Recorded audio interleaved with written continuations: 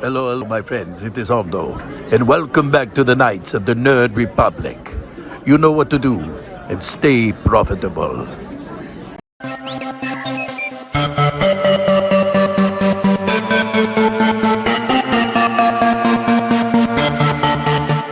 The Nerd Academy podcast is released weekly at 12 p.m. Eastern Standard Time, available on our website at www.thenerdacademypodcast.com and wherever you listen to podcasts. You can find the Nerd Academy podcast on Facebook, Twitter, Instagram, and YouTube. You can also help support the show by going to patreon.com/The Nerd Academy podcast, where every donation allows us to bring you more exciting content every week.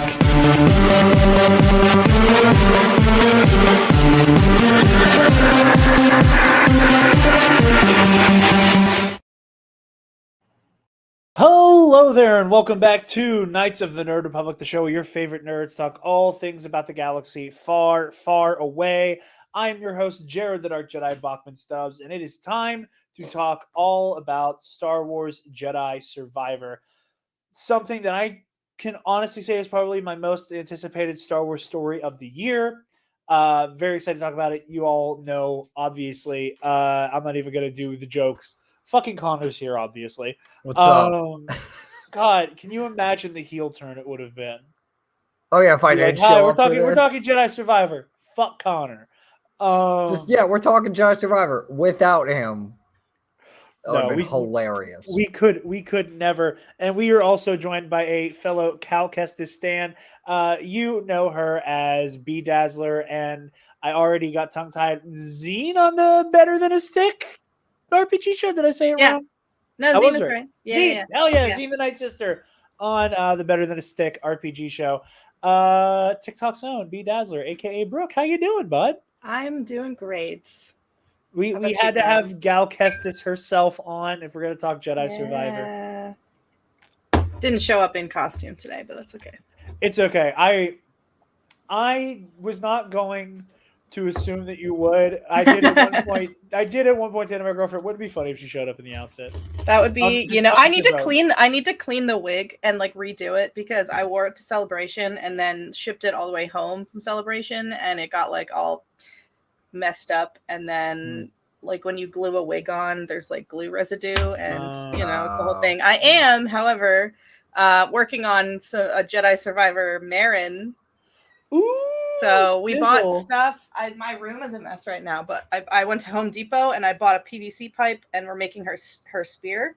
Ooh, I like it. Yeah, so we're working on that right now.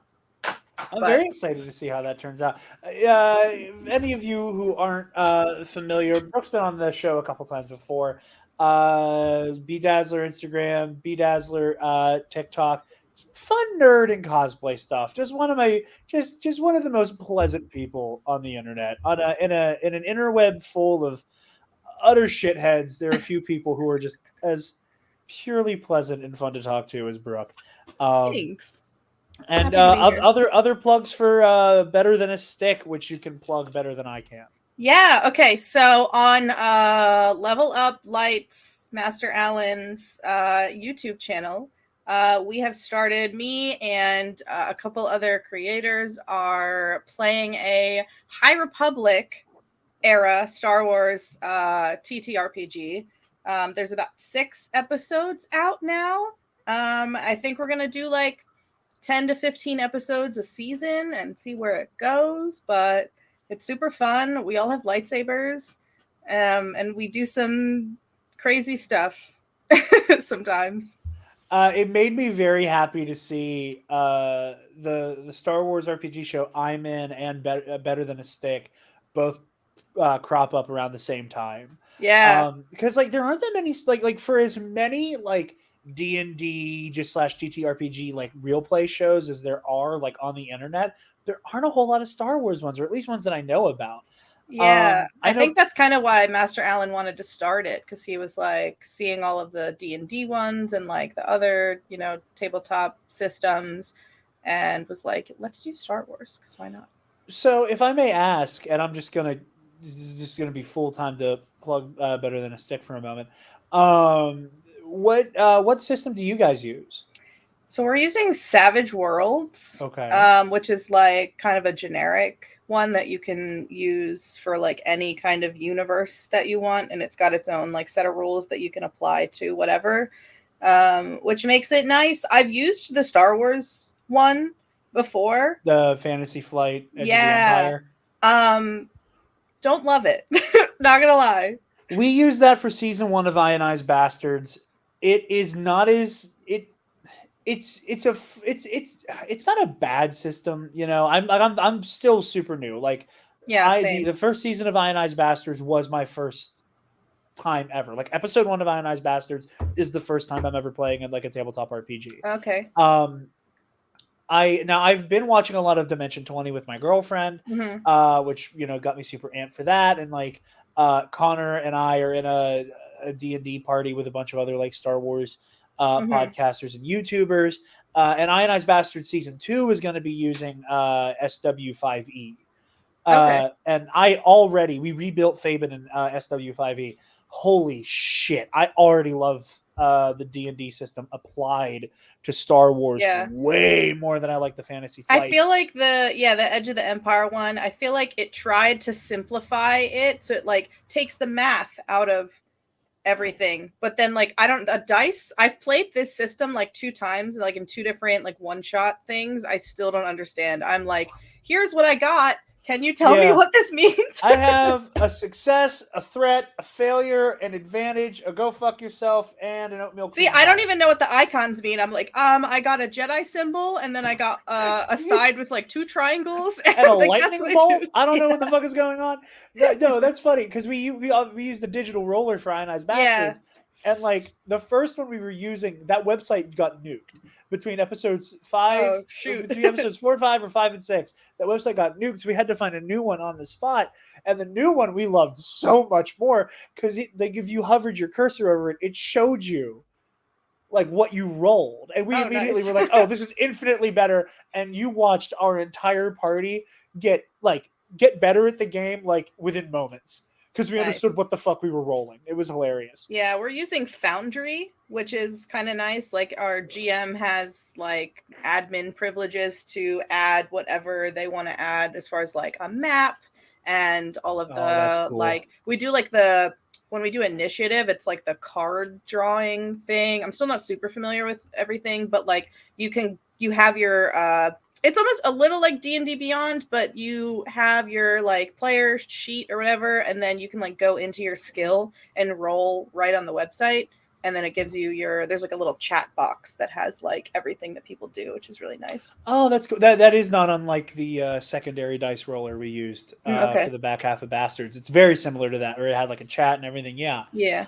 But yeah, go check out everything Brooke does. Go check out Better Than a Stick. I've seen like I've watched a good bit of the first episode. I got distracted and then didn't get a chance to pick it up. And at this point, I'm just gonna wait till you guys are done with the first season, and I'm just gonna marathon that. No worries. It's funny though because I wasn't sure. I was pretty sure it was High Republic era. Because if it wasn't, I was gonna try to like bump elbows with Master Allen and Michael and be like, hey, should be a Bastards Better Than a Stick crossover. But you're a good 200 years before Fabian Martel was walking the galaxy. Dang. So crossover would be fun though. Oh, I keep saying that our next like after season 2 of Ionized Bastards, Michael wants to keep doing Star Wars RPG stuff on all remaining systems. And I told him like after season 2 of Bastards, we need to do a High Republic campaign. Yeah. Alden and I are just going to bully him into it come hell or high water.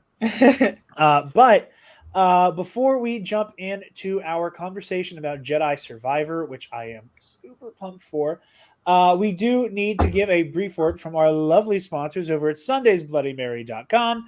Y'all know the drill by now. SundaysBloodyMary.com has the most badass Bloody Mary accoutrement in the galaxy. They have their 3-time award-winning spicy Caesar mix, my personal favorite. They also have their mild and traditional mixes as well if the spice isn't for you. And if you're trying to get your freak on and garnish that bad boy, you can get their award-winning pickled dilly beans, okra, asparagus, and some rin salt up in there too.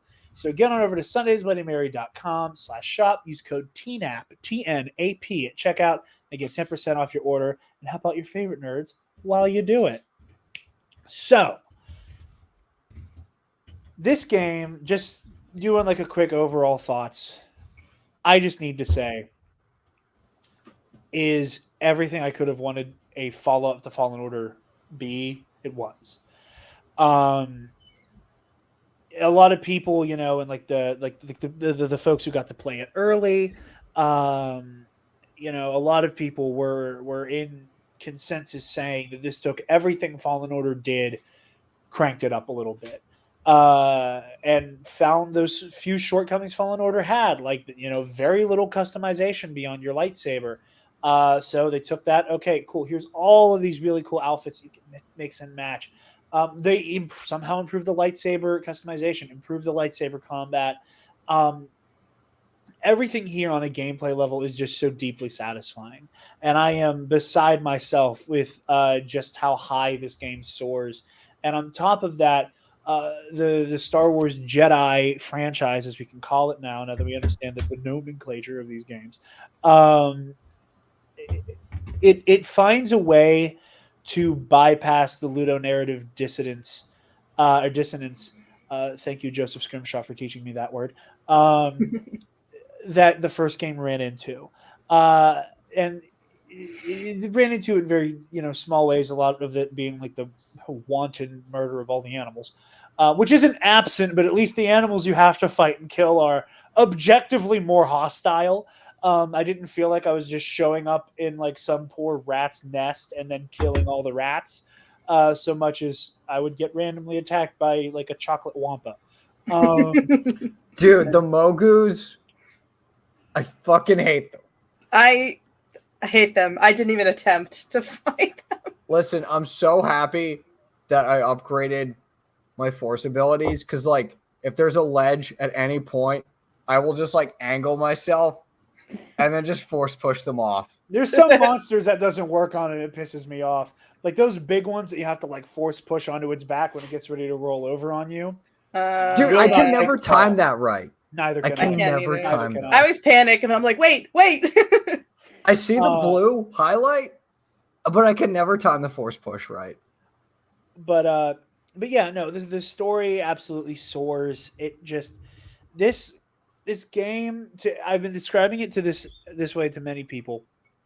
Star Wars Jedi Survivor feels like the Andor series and the Obi-Wan Kenobi series had a baby. Like, it is such a harmonious blend of the themes and tones of those two stories, combined within the narrative we've already experienced with Cal and the rest of the Mantis crew. So just jumping in, I'm the kind of person I would rather have a story conversation. So we get the gameplay stuff out of the way first. Brooke, how's the game handle for you? I know you were streaming it a good bit. I tuned in for a few of those. How'd the game handle for you? How'd you enjoy the gameplay, which to some, I guess, is the most important part of this video game experience? But yeah, for the most part, I'm happy with all the game mechanics. I think it built on what they gave us in Jedi Fallen Order and like improved some of the stuff. I feel like Jedi Fallen Order doesn't even really bother me that much. And I know there's some people that are like, oh, it's kind of clunky or whatever, but I think they addressed that and made it a little bit smoother as far as like especially the lightsaber moves. The way that you can like go from hitting them to like throwing your lightsaber. Like I feel like that was a lot more smooth. Maybe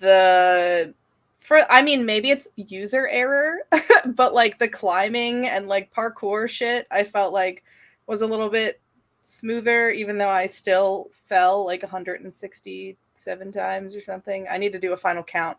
But well, it's funny you mentioned that. That was the thing I had the biggest problem with Survivor the first time around. And I think that I don't think it was a flaw with it so much as I was not used to the fact that the Survivor holds your hand a little less. Like the walls that were the most. I gotta get this out of the way now. No, the thing I hate the most about like the platforming and everything is the fact that there are times you will fall from a ledge or a distance onto the ground that like you can fall from, and it's like just barely out of reach for some reason Yeah. that you just die. The screen would start to turn black, and I'd start swearing. And I'm like, Like- what the fuck? I'm glad that you can turn off fall damage. Yeah. I'm really glad you can turn off fall damage because, like, I just don't get that. It's like, dude, I fell from heights like way higher in Fallen Order, and I was fine. But all of a sudden, 5 years later, Cal can't do this on Kobo. I Like, what? the watching it's so true though, because like there would be certain falls that like after like because I've beaten the story twice now. I finished a New Game Plus playthrough an hour ago, where Dude, I'm still exploring. I'm watching moments where like he'll fall during like a cutscene, and I'm like, he's dead. By the internal logic of the game, motherfucker, you're dead. Like I watched you fall 10 feet and just go limp body lightsaber clattering across the room. This man fell off of a skyscraper on Coruscant. Fuck you. No, you don't get to say that like a 10-foot drop killed me when I watched that man get thrown through a window on Coruscant. No, I don't understand it, but yeah. I'll get to my thoughts later. Well, I was gonna say, for me, the thing I had the hardest, the biggest difficulty with in terms of gameplay was the traversal at first, and maybe it's because like Fallen Order, and I had like replayed Fallen Order in time to play Survivor, because my brain is ready, like my hands are, in that muscle memory to play this game, and there weren't just like, I mean, there were like obviously, hey, run on this wall, but like. The walls were not just so clearly scalloped for you to run across. I will say that I had that problem too. Like, I feel like the level design, for the most part, to me, because I hate the maps in this game so much, I feel like the map feature is like the one thing they didn't really do much to change. They somehow made it worse. Yeah, the map somehow got worse. I feel like the level design was a little bit, most of the time, I felt like it was clearer where I was supposed to go if I looked at the map, where it was like, oh, this is where I need to go, or like I can go here or here. But then there's a lot of places with like the traversal stuff, like when you're climbing, that like I didn't know where to go. Like I'd be on a wall and I'd be like, where is the next thing? Yeah, and I would fall because I'm like, I don't know if am I supposed to reach that. There's also like the distance in which Cal can jump is like a lot bigger than it was in Fallen Order, and it's almost so big that it looks like you're not gonna reach it. And I wasn't like, for any video game, because I feel like we all have like that sense of distance where it's like, oh, I can make that jump in a game, and I felt like it was almost so large that I was like, how am I supposed to get over there? And then there were times where there was a distance that felt like I should be able to make it, and then it was like, no, you're not allowed to go there yet. Like, you can't make that. It was weird. Yeah, so there was a couple things like that. I agree. Wait, why do you? Okay. In terms of the hollow map, like I gotta like hear this, because I actually found the hollow map somewhat easier to read on just like a fundamental level than Fallen Order.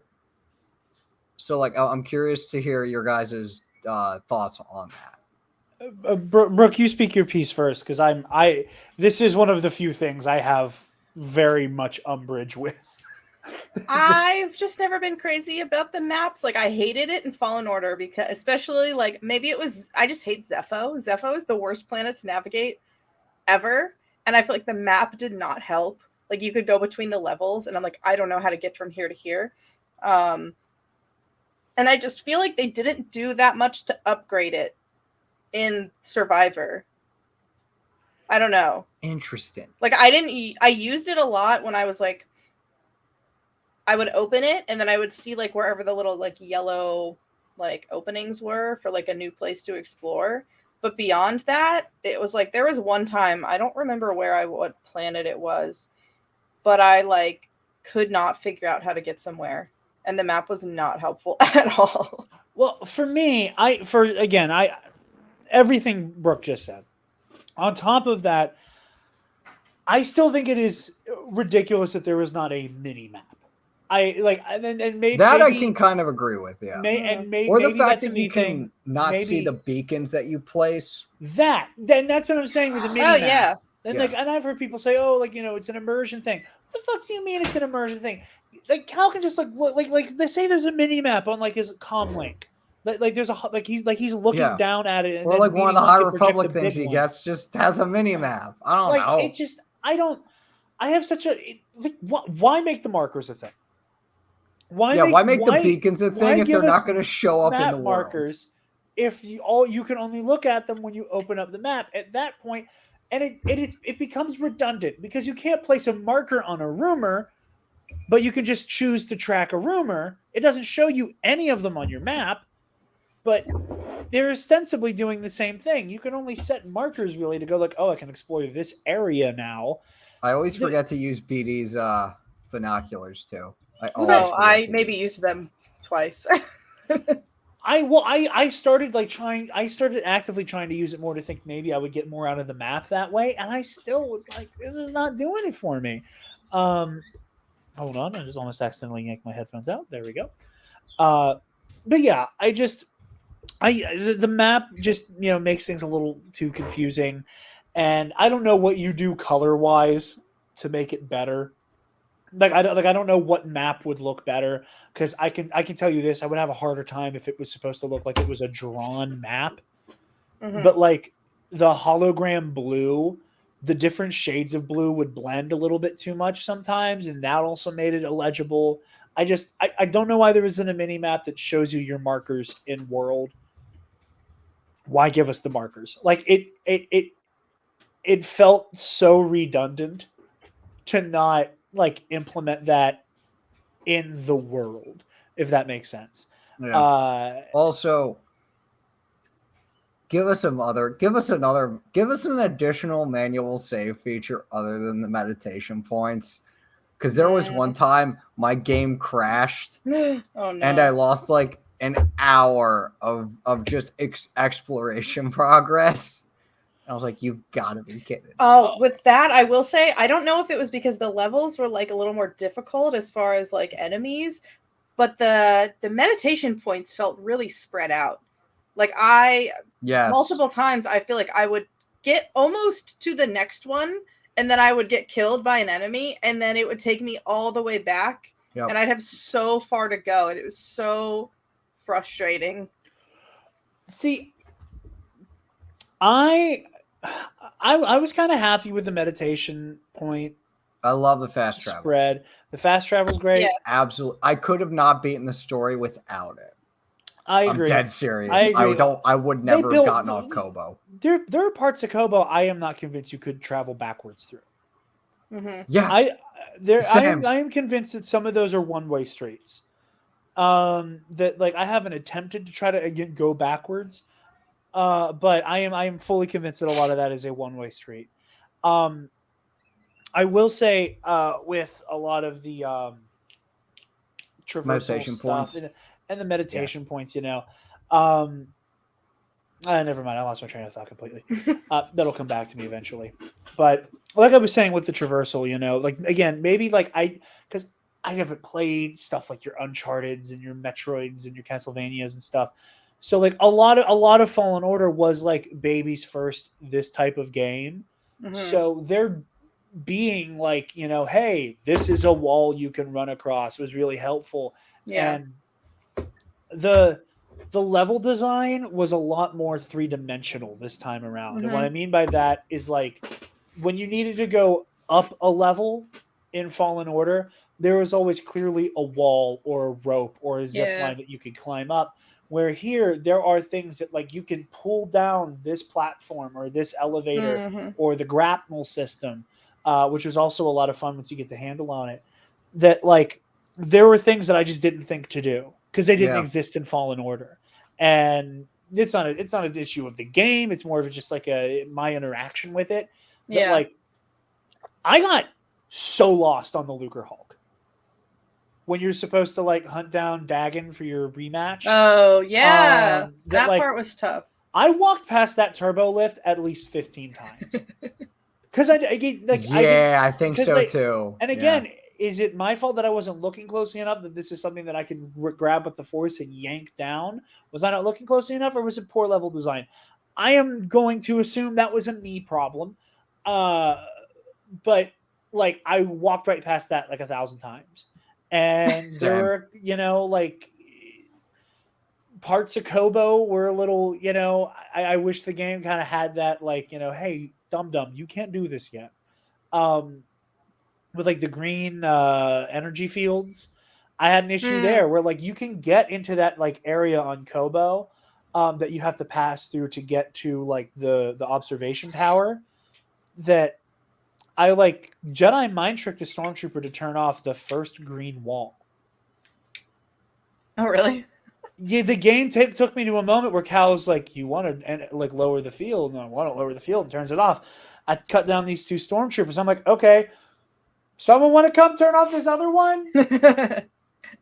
No, okay, guess I'll go fuck myself. I keep forgetting to use Mind Trick. I don't like Same. using it. I don't like using it. I don't. Interesting. I was that way in Force Unleashed too. I do not use if I can. Jedi Mind Trick is a cool power that I just do not like using to like make enemies fight each other.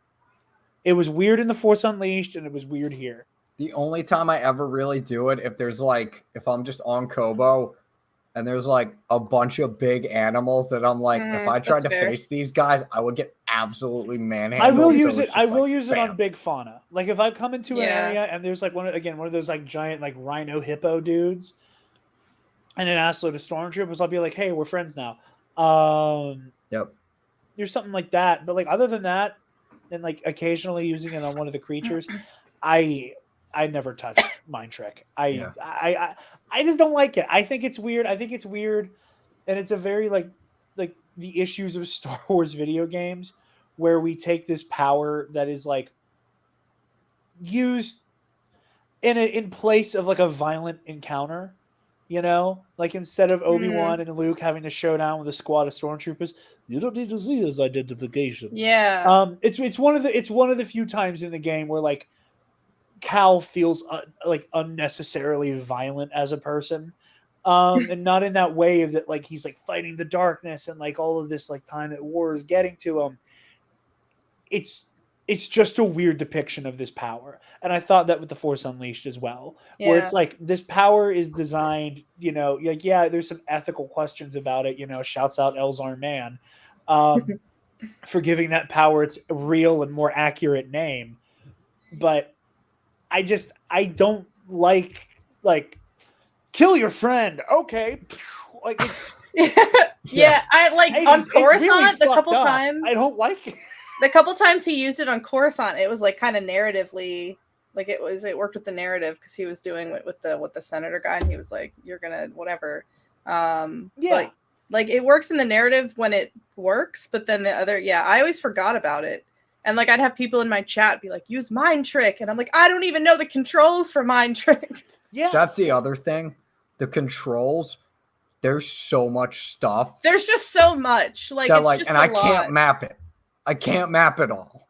Yeah. I will often forget about like the Force Lift and Force Slam. But the other issue I have with those powers is there's so much I forget in this game. I forget that I can use them in combat often. Like Same. everything gets highlighted for traversal and stuff. The issue I have with it in combat is the animation's too long. So unless I got like a good couple yards between me and like a fucking horde of stormtroopers surrounding me, I don't have time to them up and do anything with them while they're up in the air. That kind of frustrates me. It also isn't super useful against a lot of the Bedlam Raiders because they're kind of able to cancel out getting lifted up into the air with a jetpack. So like I like that power. I like using it to like bam somebody into the ground. That's a super satisfying way to drop somebody. But it isn't as convenient in combat as I wish it was. Now, when you upgrade it and you can lift entire people at one time, when it's successful, you've probably taken out like an entire little squad of enemies. Effectively, like once you have them up in the air like that, there's myriad ways to just start dropping bodies. So I just want to get through to my experience because traversal I found not too hard. A little like weird at first with all the new stuff, like, hey, you have to switch zip lines. Okay, so I didn't find this out until yesterday. apparently for PS5 at least, I think R2, when you're on a zip line, you can use that to boost BD1 speed on a zip line, and L2 you can Huh. use to slow down. I tried it out and it works, and I'm like, The more what you the know. hell? Like, I didn't know that. No shit. Yeah. I didn't know this. But there's just so many I feel like a lot of the issues that I have with the gameplay is also because I am not good at video games. I like them, but I really like stories, and so that's why I play them. My thing Yeah. is that I was so like when I first booted up this game, as you guys know, I've played Fallen Order way too many times. So like when I More went times into than one this, can count. yeah, like when I went into this game, I was like still in that sort of combat mode where I was like, okay, I'm still pretty used to Fallen Order, so this will probably be more of the same. To this recording, still, I don't know what it is. I have a pretty tough time with Survivor's combat, and I refuse to go down. I'm playing on Jedi Knight right now, and I started out with that in the story. And so, like, the Ninth Sister, I was expecting to just absolutely body her in the beginning because I was like, I bodied her on the Origin Trio Kashyyyk way too many times. I know her moveset. And Survivor was like, you sure about you that? Don't. Yeah. You're absolutely.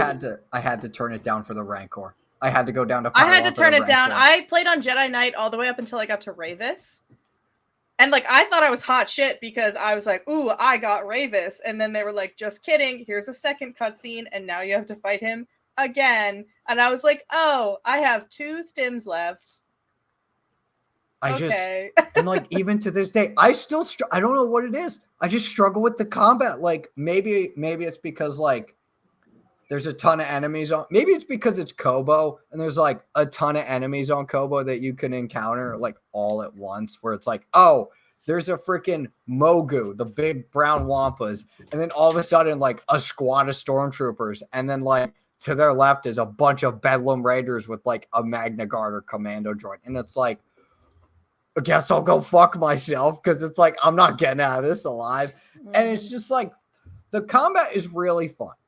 I will say that. Like once it gets going and once like you start just chopping down people left and right, it gets really, really good and really fun, especially for me at least, especially against Magna Guards. Jarod knows this. Since we found out Magna Guards were going to be in the game back like last celebration, I was salivating at the chance to face them.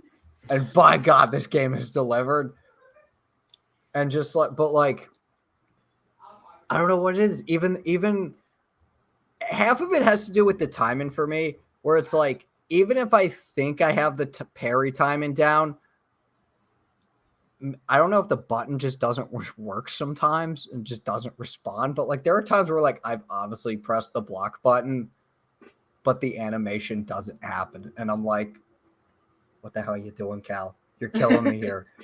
Yeah, I have had a lot of issues with like weird stun locks where like I just have nothing. I have no answer for it. It's like I'm blocking. I don't know why you're not blocking. Yeah.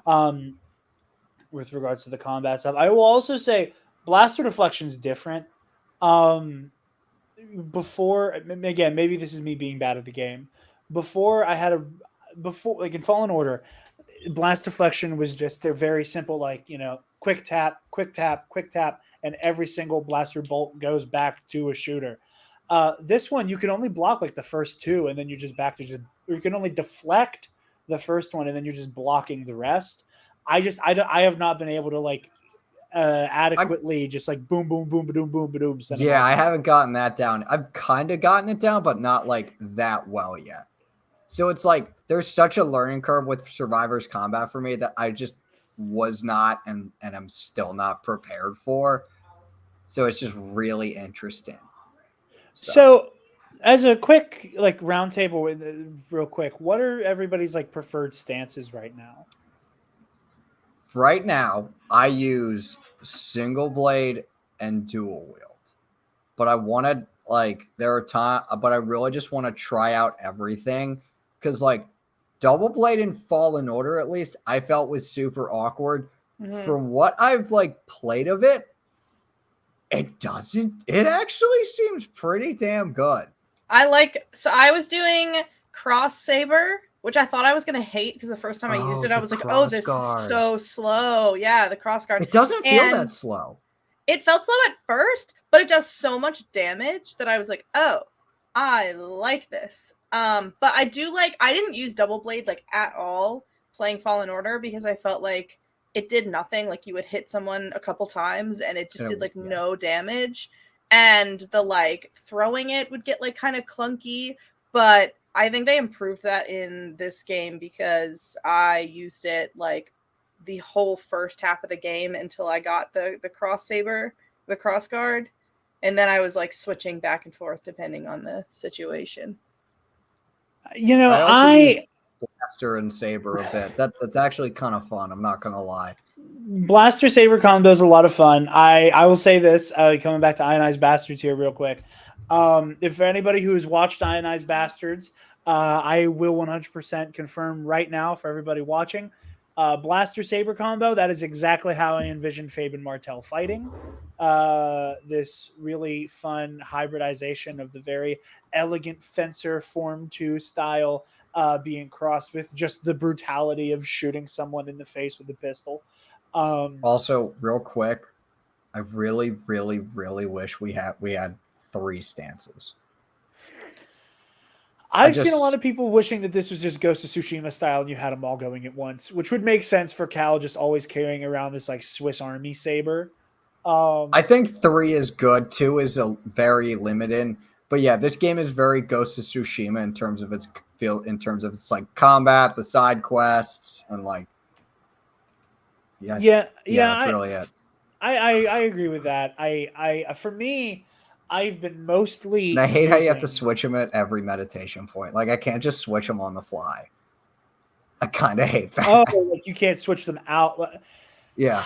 Yeah. Here's my thing. I get it, but I hate it. Well, the implication and the like, the whole idea being that like you can't you changing them at the workstation, like I kind of assume it came with the implication that like it is Cal actively modifying his sword.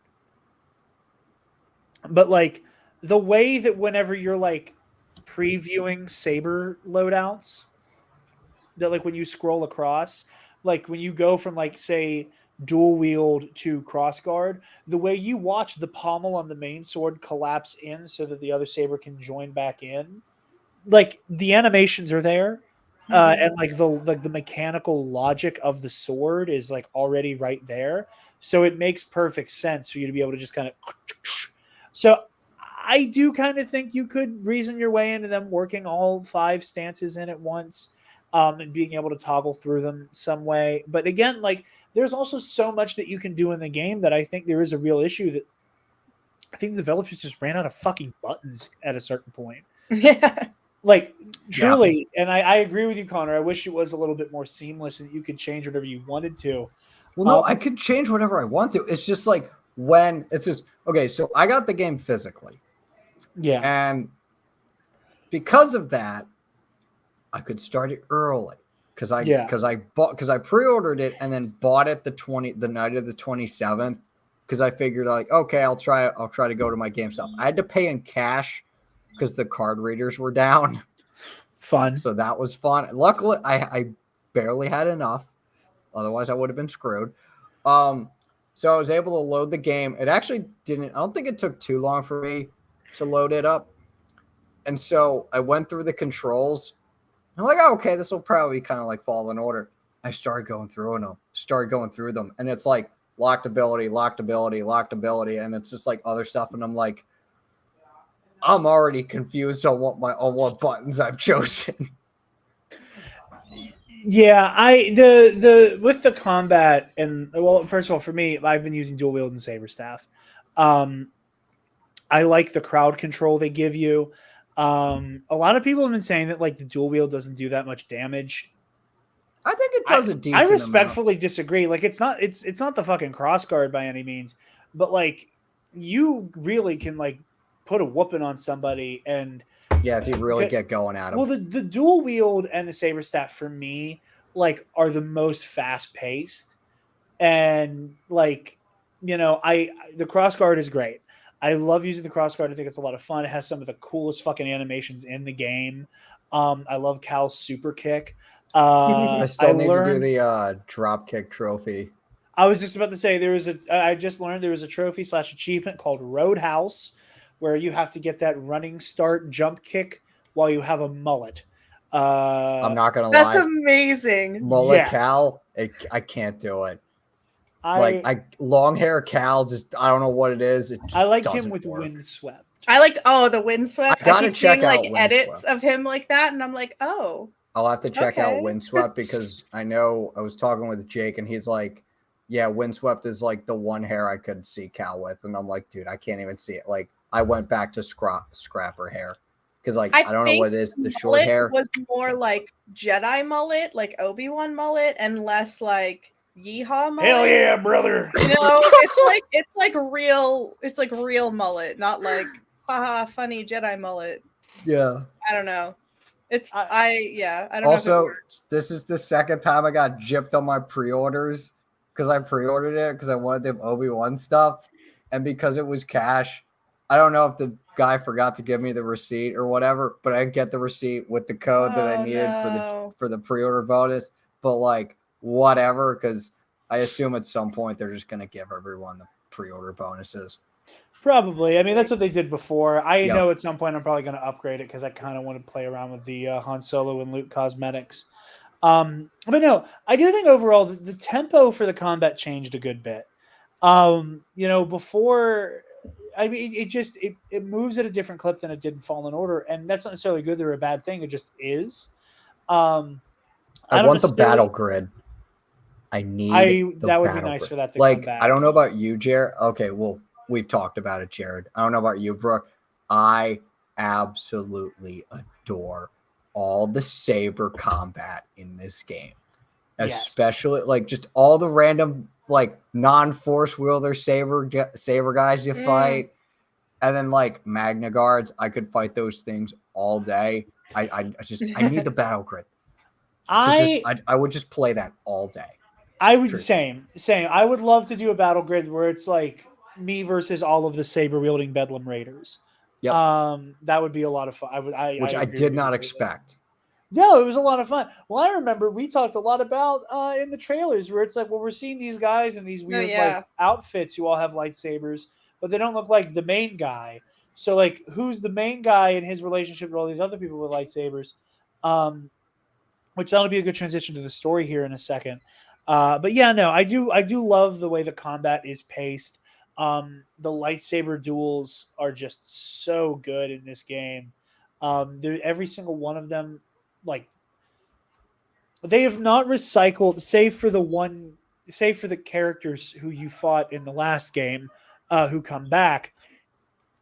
Everybody feels so different. Like I have not fought somebody who I went, oh, they handle like Second Sister.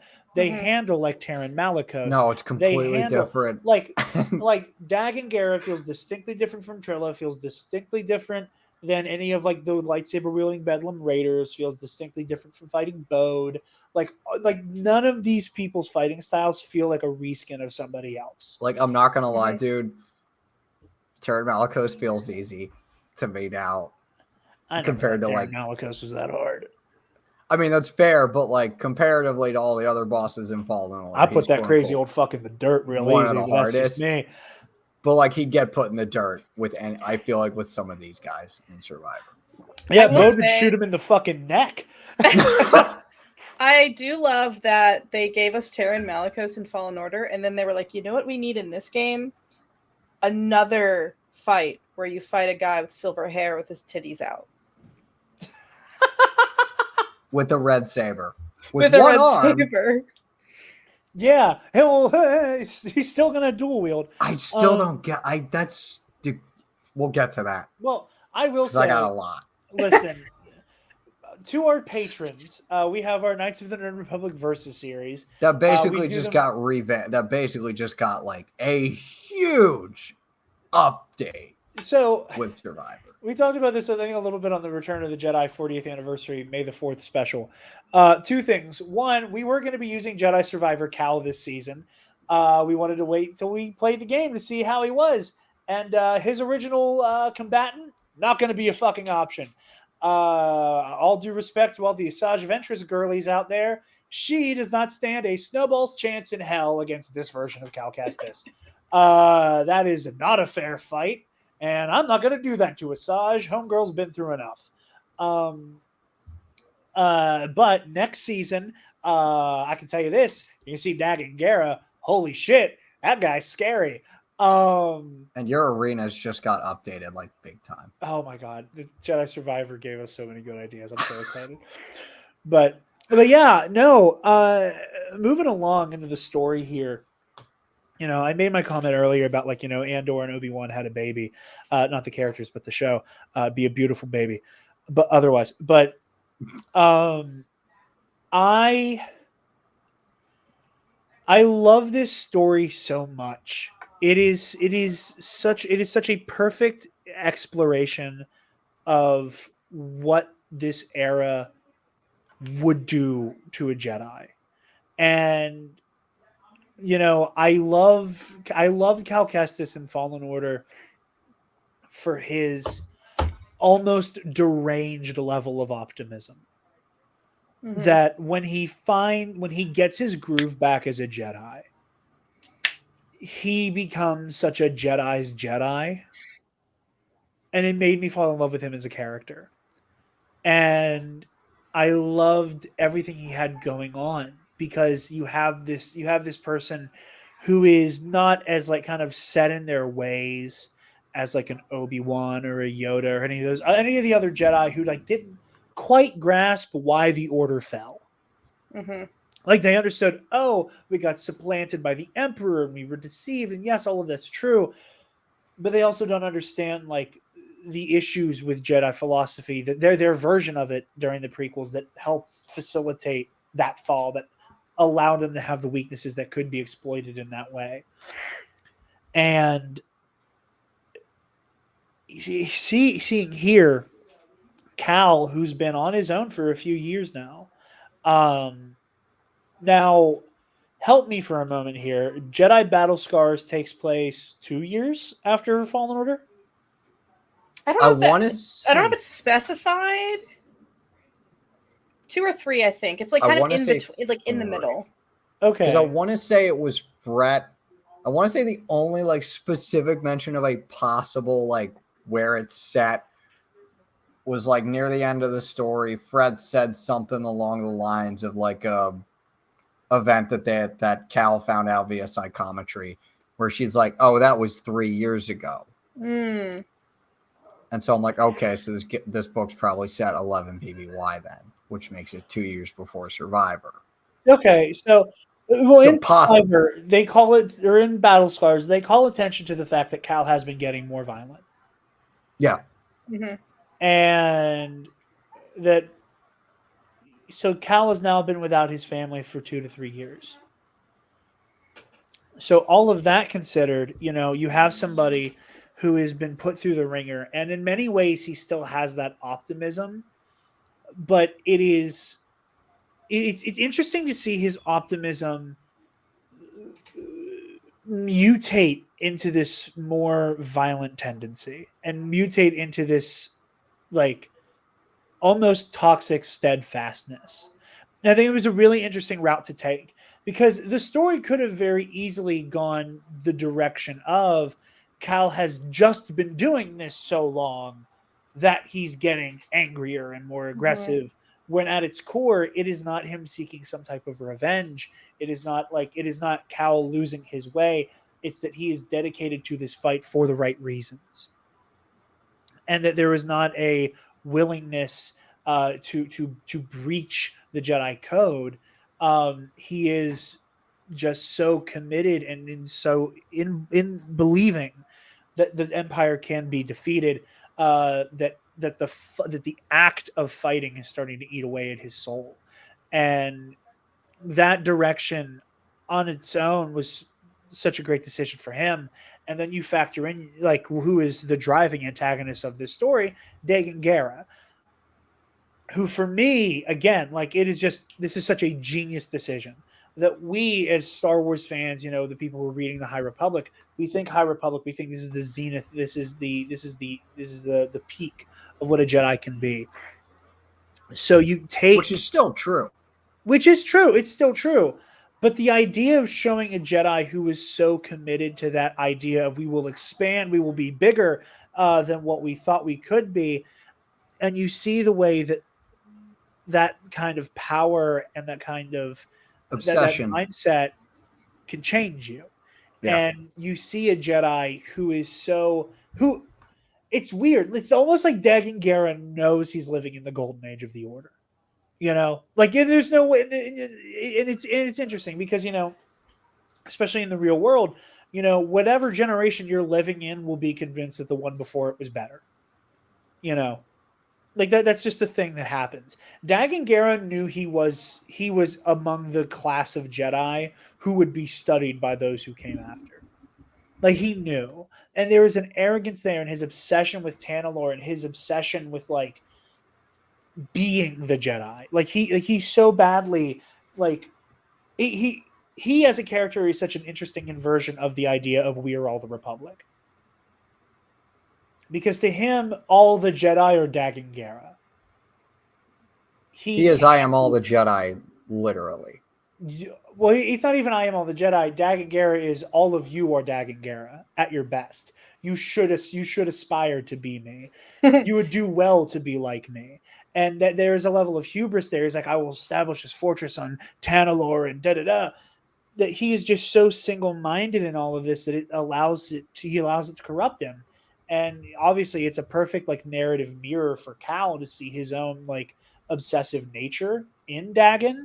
But pitting Cal, who still is like deifying the Jedi Order in many ways, him watching like a High Republic era Jedi pick up a kyber crystal and bleed it right in front of him. That was wild. That was insane. I was like, ooh, yellow, it's so pretty. Wait, what is he doing? What is he doing? I saw the red shade on his face and I'm like, there's no way that this is happening. It's like, First of all, High Republic Jedi. Second of all, High Republic Jedi in the Dark Times era. Third of all, he has a yellow kyber crystal. So I was like, fuck yeah. And then fourth of all, he's like, this yellow kyber crystal, fuck it. I'm going to make it red. I think it's cool. Like, we got to fight him.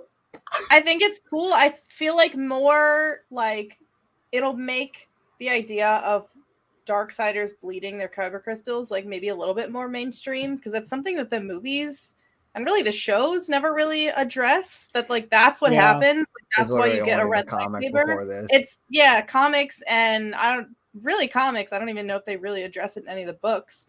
And just that it's happened. I know it happens in the Ahsoka novel. Yeah, she purifies them, right? And then in Rise of Kylo Ren, we see him bleed his crystal. Yeah. Do we see Vader bleed one in the comics? Yeah, we've only seen the bleeding process. Yeah, we've only seen the bleeding process happen within the comics, to my knowledge, and we've seen the purification largely only happen in the books. Yeah, which I think is really interesting. But yeah, no, I super hope that here. Yeah. I didn't mean to mute myself. But yeah, just, you see Dagan do that, and you see that in like every villain Cal faces in this game, in the way that a good story does, shows those villains to be like a reflection of himself in many ways. Yep. Like Ravis is this like, I am dedicated to my cause at all, that like Ravis in many ways is what Cal could become if like the act of the fight consumes him. Mm-hmm. And I love Ravis so much, man. He's fun. Like, he's a lot of fun. I don't love him as much as you do, but he's a lot of fun. Like, there was that little moment when, like, after you defeat him on the Lucre Hulk, where he's like, come with me, we'll fight Dagan together. Most of my brain was like, I know it's not going to happen, but I want this to happen so bad. I for a moment thought we were about to get Ravis as a buddy. I thought Ravis was about to turn face. I That would have really been thought kind so of too. fun. I Yeah. would have been like, no, that would have, oh, that would have been so amazing. Yeah, I mean, but on the other hand, no disrespect to all the monster fuckers out there, I couldn't have handled Ravis being in the way Brooke knows exactly where this is going. I did. I don't. I don't think we as an internet needed that. If he stuck around for too long, I think we got Mm. just enough that there are going to be some unhinged Ravis thirst posts in like the next month or so. Because It's cuffing season. yeah, that's exactly what it's going to Waiting be. for it. Yep. Yeah, no, because Ravis is not one of those characters that people on first glance go, yeah. Like we've all been around the Star Wars thirst block enough times to go, yeah, you got like an incubation period of about 2 months, and someone's gonna go like, how do like Gendai tentacles work? And then we're gonna go, and you're banned from this social media platform. Never speak again. Hear me out. Hear me out. It's gonna be the image of Ravis like putting his arm back on Yeah. with the tentacle kind of like its way out, and someone's gonna go, hear me out, and then congratulations everybody, all your friends want to fuck Ravis. But no, like he's like that. He is this embodiment of like the violence that Cal is kind of like giving himself over towards. You know, Dagon is like this manifestation of like Cal's obsession with defeating the Empire, and then in Bode you have this encapsulation of like, here's what happens when you sell your soul in the name of survival. And that trinity of villains, It's like perfect for this Anakin. yeah, I had to do it. I had to say Yeah. the joke. you're not wrong. But Um, Dagon sounds, I don't know if it was intentional or not, but he sounds like Hayden. Like his the way His that cadence? he talks. Yeah. His cadence. I was like, that's just fucking Hayden Christensen. I It know it's not just because I occurred looked to it me up. now But that I you was like, say holy crap, that makes. And I wonder if those parallels. it's funny were you say drawn that he on sounds like purpose. Hayden, because to me he kind of sounded like video game Anakin. Hmm. Not like Matt Lanter, but like the one from the Revenge of the Sith. Yeah. Yeah, I like he didn't do the scream. He didn't do Is like that the same one who does the? Is that the same actor who does the 2003 Clone Wars? Is that the same voice? Yes, it is. Actor. It Wait, it is? Oh my. Yeah, I'm pretty sure. That actually Brooke, makes if you a lot haven't of played the sense. Revenge of the Sith game, I'm sorry that you heard that yell. If you It's play even it better from and the you game. die as Anakin, you will. I feel know. like I should stream it. That would be probably a good time. It's a great fucking game, let me tell you. But the Hayden Christensen, or I'm sorry, the guy who plays Anakin in those games and in the 2D show, and Sam Witwer are, in my opinion, in a silent competition for who can have the most hilariously obnoxious death scream in Star Wars. Because that Anakin actor has the oh that he lets out when he dies in the game, and then like Sam Witwer has like the Galen Merrick oh, where it's almost like a fucking Tarzan yell when he wakes up in The Force Unleashed, and when he dies, which is just so funny to me. They've made so many choices. Thank God that Cameron Monaghan knows how to like yell. Like you don't get like a wild scream from Cal. We haven't yet. You get like a and he like winces and he's like he's groaning, but you never get him just going like I want to be in the other side of the booth, like watching somebody do their thing and just be like, where did that come from? We weren't recording. Do it again. You know.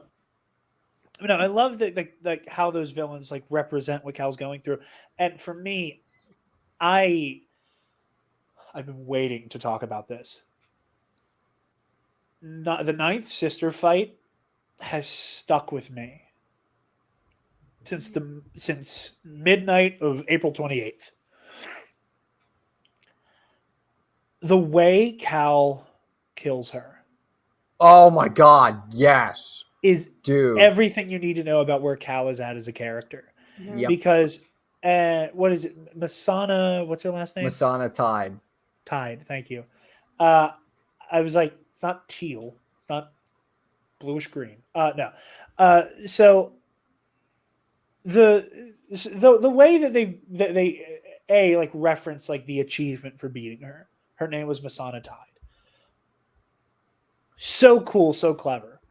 But like the way Cal addresses her, where like it is almost this like it's almost like I don't have a better comparison, and I hate that this is the comparison I'm making. It's almost like Arrow with the whole like such and such you have failed this city, you know, where like there is that like where like I am going to look at you and like list your crimes to your face.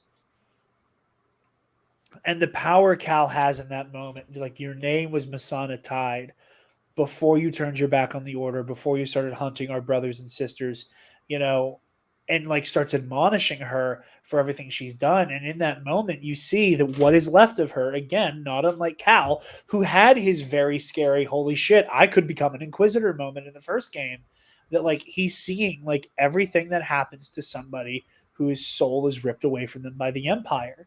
And Cal, between the last game and this game, is just put in front of people who survived, but at what cost?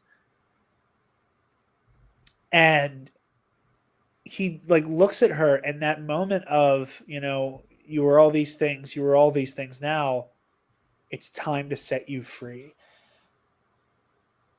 And when he kills her in such a way that, as grisly as like someone getting decapitated is, to get a little macabre about it for a moment, that's got to be the easiest way to die by way of lightsaber. Yeah. Mm-hmm. How many people have we seen throughout all of Star Wars be run through with a lightsaber and either survive in excruciating pain, or then we watch slowly die? Yeah. Or any manner of, you know, blah, blah, blah, blah, kind of crosscuts or whatever. Cal treated the Ninth Sister like a rabid animal. And there was not any anger in him when he kills her. He forces it out of himself. And it's like, and it's this weird double-edged sword of like Jedi philosophy, right? When the way he does that, because on one hand, he's doing the Jedi thing, that even though he is angry with her for the way that she's responsible for the death of his team, he also knows he cannot kill her with anger and vengeance in his heart. So he purges those emotions away. He doesn't let himself feel them. He doesn't let himself process them. He shoves those emotions out of the way. And by doing so, puts more and more like weight on that like emotional camel's back, until we see him fucking snap later in this game. Mm-hmm. Is it how many times can you just push all that down? Push it all down. Push it all down. Your name was Masana Tide. It's time to set you free. Like, and I saw people like, oh, it was so cold-blooded. No, it wasn't. Like, it was cold-blooded in the sense that, like, you know, he was cool about it, but there wasn't anger. There wasn't hatred. He put her out of her misery. Exactly. Yeah. It's like he was mournful over it. And the only other time I felt that was, and this is why that's why this scene is stuck with me. Ravis's death scene just goes so hard for me. Like, it actually, like, I'll have to replay the story, but like right now, Ravis's death scene, I think, is my favorite moment in the entire game. And I think it's all because of like the whole Warriors code of, you know, he wants an honorable death and everything, and Cal gives it to him. But like, when, like, before, you know, Cal throats him, when he has his saber over his head, and he has this face of almost like, I kind of don't want to do this. Yeah. But I kind of have to at this point. And that kind of reminds me of what you were saying with the Ninth Sister. Because again, there was no anger. There was no, you just kind of felt like, I had to do this again. God damn it. Like, I feel like there are pros and cons. I think about Cal similarly to how I think about Kanan, because they were both so young. Yes. I feel like there are pros and cons of them being so young at the time of Order 66, because on the plus side, I guess, they weren't completely like indoctrinated by the Jedi, for lack of a better term. Like, because we've seen like what the Jedi Code can do to, especially at the time, like at the time of like the prequels. So you have Cal, who is able to like reflect on like the teachings that he had during the Jedi, and also recognize that like the Jedi Order is not a thing anymore, and I don't need to keep living like it is. Like I can evolve beyond that, and I think Kanan kind of does that as well. Especially we'll see like in their respective relationships that they have with other people, like whether it's like friendship or romantic or whatever. But then you have the other side where it's like they weren't completely, like Cal did not completely learn how to like manage his emotions in the way that like a Jedi is supposed to. So instead, I mean, luckily, instead of him like taking his anger out, he just pushes it away, like you said, which also is not great because we see what happens to him later on. But it's just it truly like, and you know, this is going to be such a stupid, like, you know, the lightsaber is red and that signifies that somebody's bad type fucking analysis. So I apologize in advance. But like, these games live up to their names.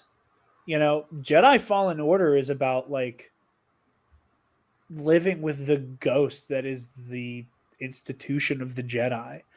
Like, that game is about what does it mean to be a Jedi in this age of like of tyranny, and in this age where there is no, that by design there is no room for the hope and for the heroism that the Jedi facilitate. And this game is about surviving, but at what cost? Yep. You know, this game is truly about, you know, and I first when I'm like, oh, like it's going to be a lot of survivor's guilt, like that's the direction they're going to take. No. It's about what are you willing to sacrifice of yourself to survive. And I think with a lot of these characters, like you can make the argument that like, yeah, like their physical body survived, but they're not the same person they were before. That's what Kata says about Bode. When Mama died, it changed Papa. You know, I adore Kata so much. I love her too. Like, but like just non sequitur about Kata. I just did not. I don't know what I expected with Kata, but like when she just started to talk and bond with the crew, I was like, oh, please protect her. I adore her. And like, there's this little conversation that I don't know if either of you have gotten to. You might have, where like Kata asks Marin if she like likes to dance. oh yeah, And I'm just like, no, this is adorable. I don't know if you got to that, Jarod. There's like I this have little heard that conversation. It is really sweet. I, you know, having beaten the story twice now, both times approaching the temple on Tanalorr, hearing Kata singing that Ghost Star song. Oh, it's so like, it's so haunting. Yeah. It's so haunting. Like, it hasn't hit me quite yet, but I see what everyone's saying. Every time I get up, like the first time I was like, I need to have my fucking head in the game because this is the last boss fight and it's gonna be hard. And I was like, this little girl's gonna fuck me up. But this time I took my time walking up to the temple and I waited till she was done singing to walk up to her. And it was really, really affecting. And kudos to that little girl who plays Kata. Or maybe it's an adult. I don't fucking know. Kudos to whoever plays Kata. Incredible performance. You know, and you know, to finish my point with like the survivor thing, you know, like, you know, Bode's wife dies, it changes who Bode is as a person. You know, obviously there is her name was Masana Tide.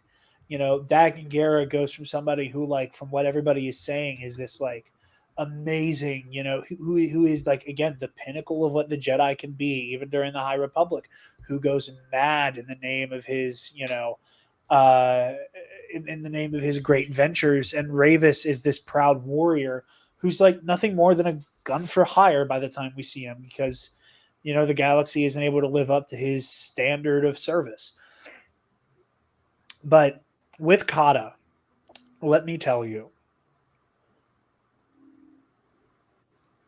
you're on Jeddah, and Bode. You turn around, you see Bode with wagging a blaster in Eno Cordova's face. And I was like, oh, you motherfucker. And in that moment, I said out loud, this motherfucker doesn't even have a daughter.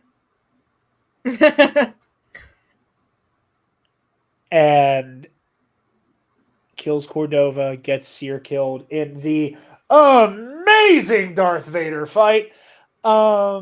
First of all, bad year to be Darth Vader, let me tell you. He did not have a good record in what is it, 9 ABY, 9 BBY. 10, Yeah, 9 oh, BBY. Yeah. 1-1, barely. Yeah. He is he's 1-2 to our no, he's 2-2. He's 2-2. Oh yeah. He's 2-2. He just undoes Obi-Wan on Mapuzo, and he gets undone. He pieces up Reva on Jabim, and then Obi-Wan whoops his ass on unnamed rock planet. And like, I don't know, he beats Seer, so I guess we could call it 3-1. But man, that was a hard fight. Like, a W is a W, but homeboy got fucked up.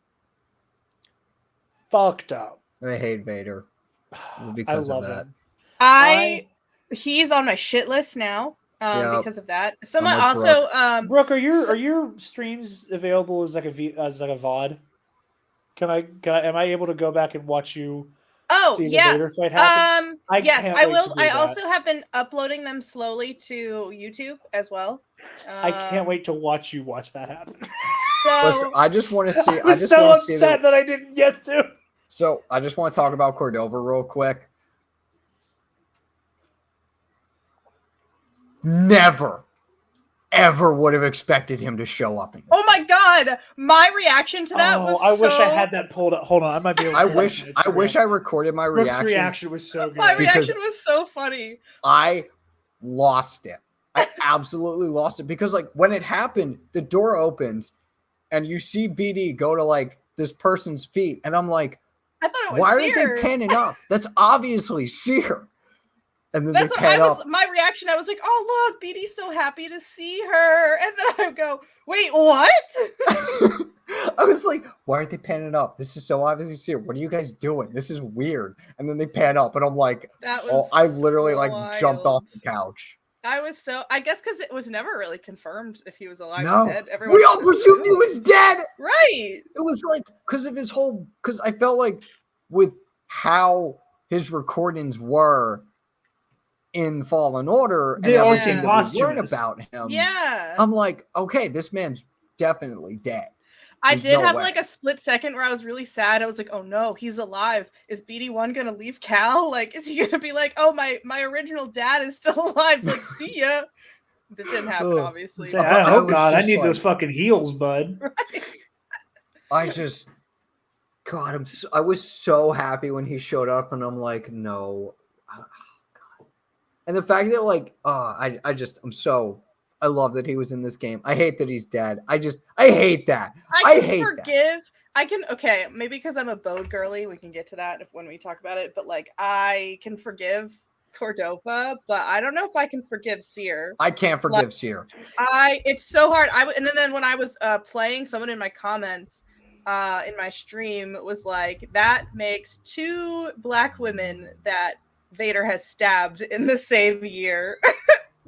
With Reva from Kenobi. I was like, fuck, this wheezy bastard. Listen, the thing with Seer I don't think I'll ever fully recover. That killed me. But it's also the fact that you play as her. Yeah.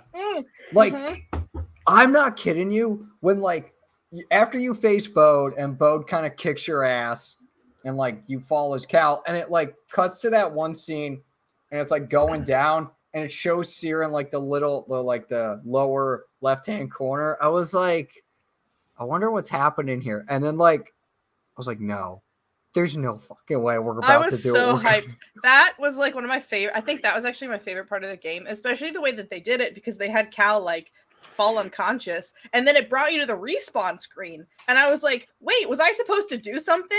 Yeah, Like, same. Well, they don't, and they didn't tip their hand like they did in Fallen Order. Because in Fallen Right. Order, when you take a fall that you cannot avoid with the Haxian Brood Hunters, when you go down for the count, it says reawaken. Yeah. With this, it Yeah. was respawn, and like I was yeah, like, I was wait. kind of I'm like, is he dead? Like I straight up thought it for a second. I'm like, is Cal dead?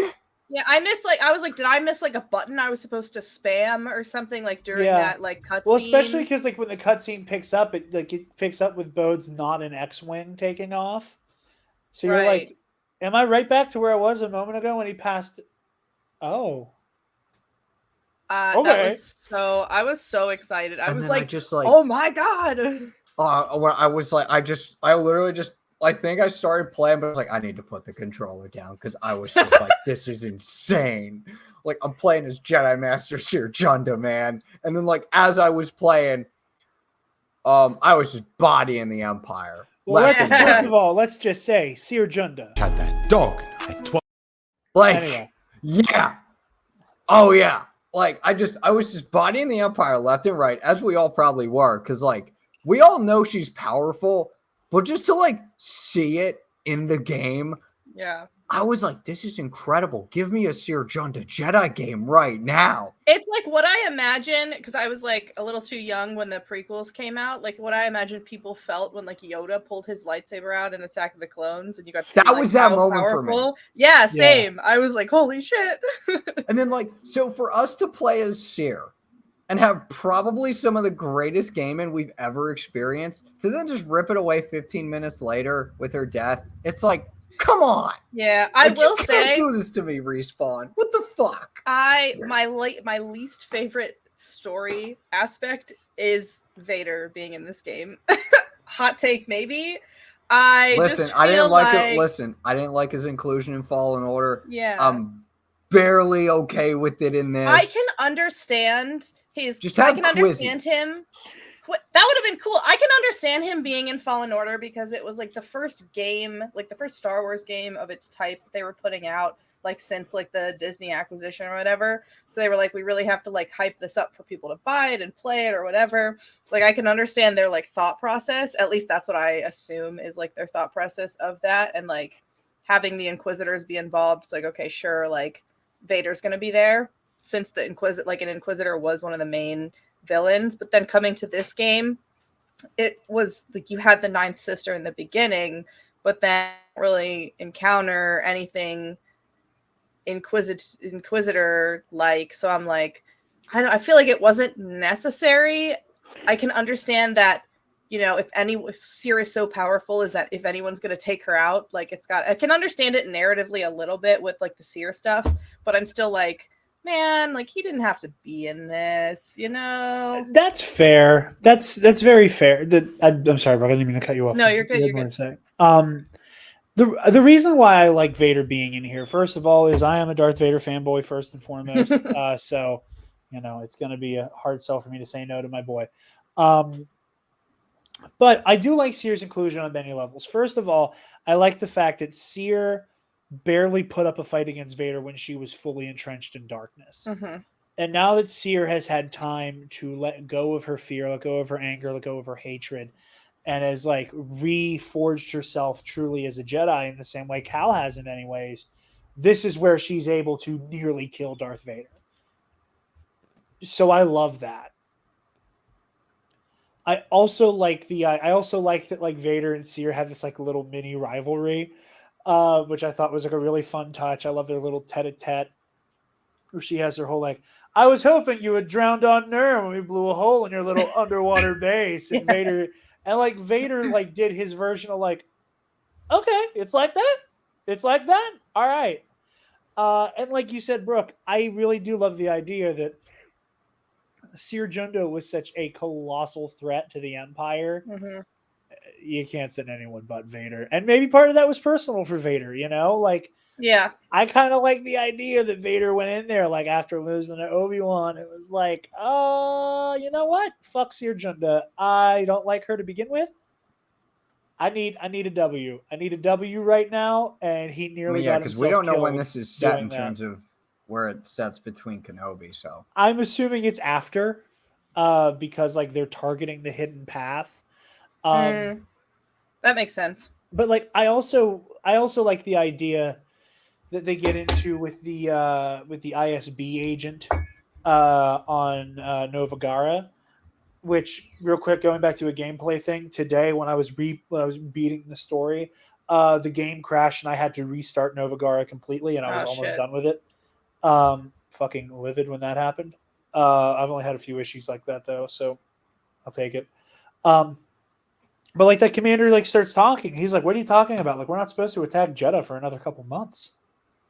That like I like the idea that Bode took advantage of like the infighting that was happening between the Inquisitorius and the ISB, and that the Empire is so like micromanaged to the point where their sorcerer division is different than their fucking CIA, to the point where not only are they not operating on the same intelligence, one is actively trying to subvert the other. Mm-hmm.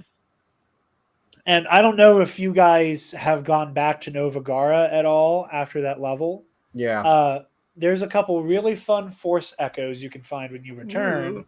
One of which in that guy's office, where like you do the echo. There's that little like chime sound.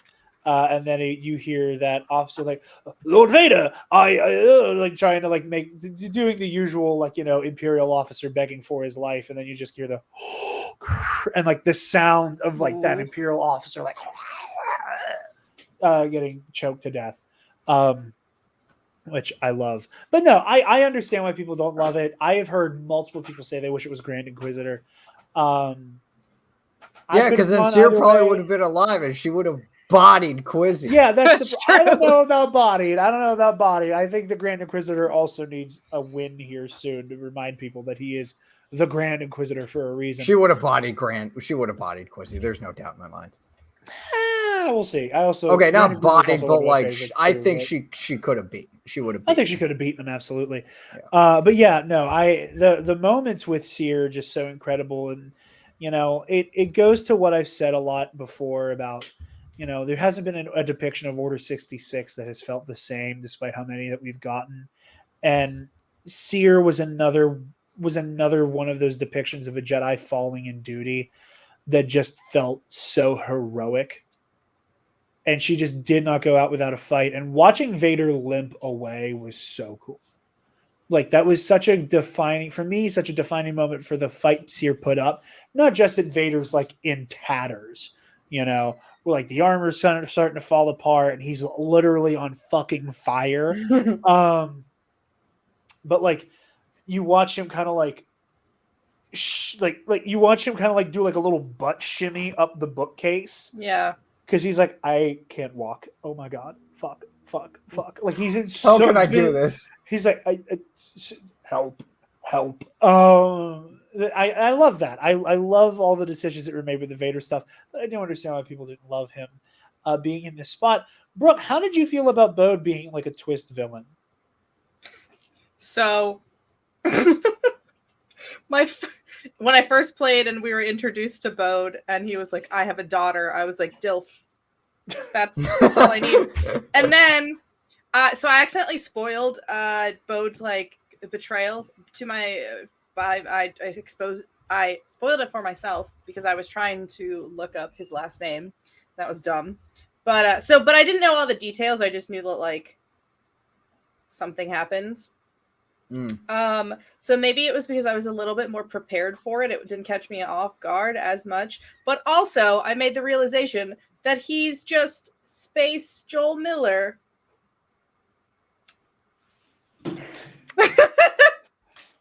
God damn it. Maybe I'll walk out of here tomorrow and you never see me again. That's really what I want to do. I'm kidding with that Alex clip. Your thirst knows no bounds. We all and you're know not how I wrong. feel about that man. So you're not wrong. I like the thing that makes me so angry is that you're fucking right. This is gonna be a great clip for your TikTok, and you're not fucking wrong. Like you're 100% Din Djarin right. is not Space Joel Miller just because they are played by the same actor. No, not at all. I would argue that Din Djarin and Joel Miller couldn't be less alike. Yeah. Oh, they're definitely not alike. Bode Akuna. No.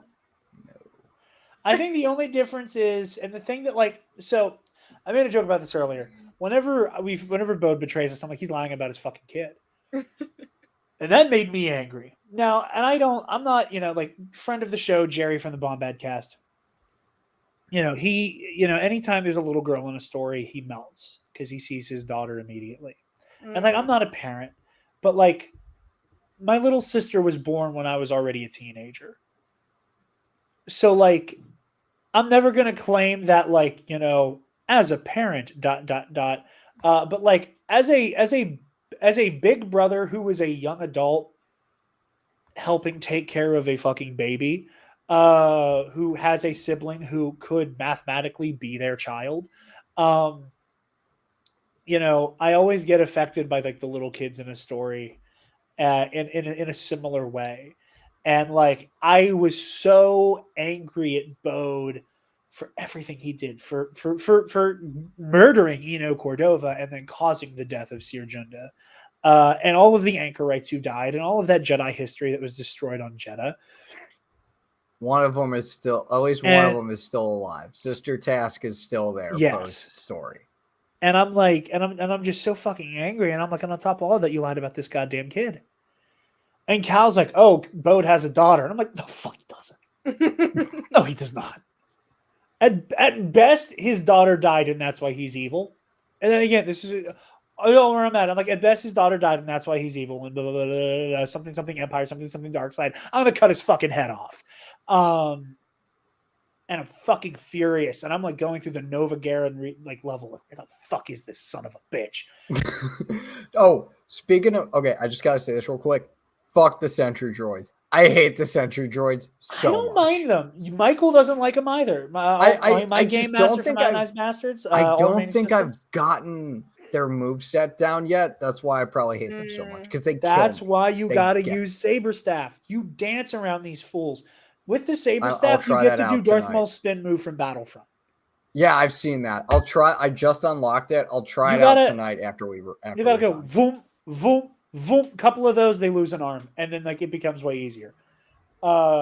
Especially when you slow them down or use your dark side rage or whatever. We'll get to that. So while we're talking about that, I just have to bring up Rick.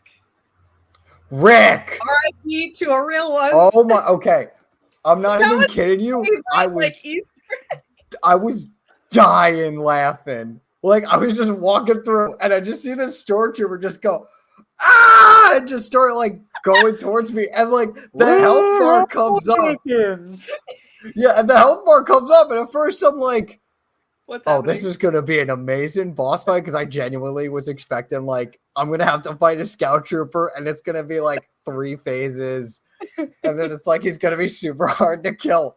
And I think I force pulled him and just stabbed him, and then I'm like, that was amazing. That was it. I just love the little animation that's boss defeated. I wasn't even disappointed. Rick, the door technician. I had a similar experience, and it was funny because that was one of the couple times that Taylor was watching me play. That threw me off guard. So she she looks up just in time to see this one scout trooper with a stun baton hauling ass down a hallway, and she kind of looks up and goes, "You've killed a bunch of these guys, right?" And I was like, "I'm just as confused as you are. This is great." And I'm like, okay, well, I guess he's gonna be a super beefy scout trooper. And I was like, okay, and I turned on the other side of my lightsaber, and I went to do the Darth Maul thing, and he fucking fell down, and I was like, oh, okay, never mind. I'm thinking this is gonna be a long ass boss fight. No, so not at all. But speaking of bosses that actually were a boss fight, I fucking hate Respawn. You know how Ogdo Bogdo was in the first game? Okay. Yeah. So here's a fun little, did you know? New Game Plus, one of the little perks you get with New Game Plus is that harder enemies will spawn in earlier in the game. So you will start dealing with flame troopers on Coruscant. You will start seeing droidicas the first time you encounter the Bedlam Raiders. And after you beat after you start beating legendary monsters, they will occasionally spawn in lieu of their normal counterparts. So you will, instead of having a regular Mogu or whatever the chocolate Rancors are called, you will get the Mind Terror. Oh no. Nope. And Never doing that. randomly, right outside of Rambler's Reach, you'll be like, ooh, I hear blaster fire. I bet stormtroopers are fighting a monster. I round the corner, motherfucking Ogdo Bogdo. Wait, the actual Ogdo Bogdo, I'm not sorry, like the Spawn of Ogdo. But I round the corner and it's just Spawn of Ogdo just chilling fighting stormtroopers. I'm not gonna. Okay, He so will still one-shot you. I think the only reason I didn't get one-shot is because I had like rage going. So when he went to chomp down on me, I had like this much health left.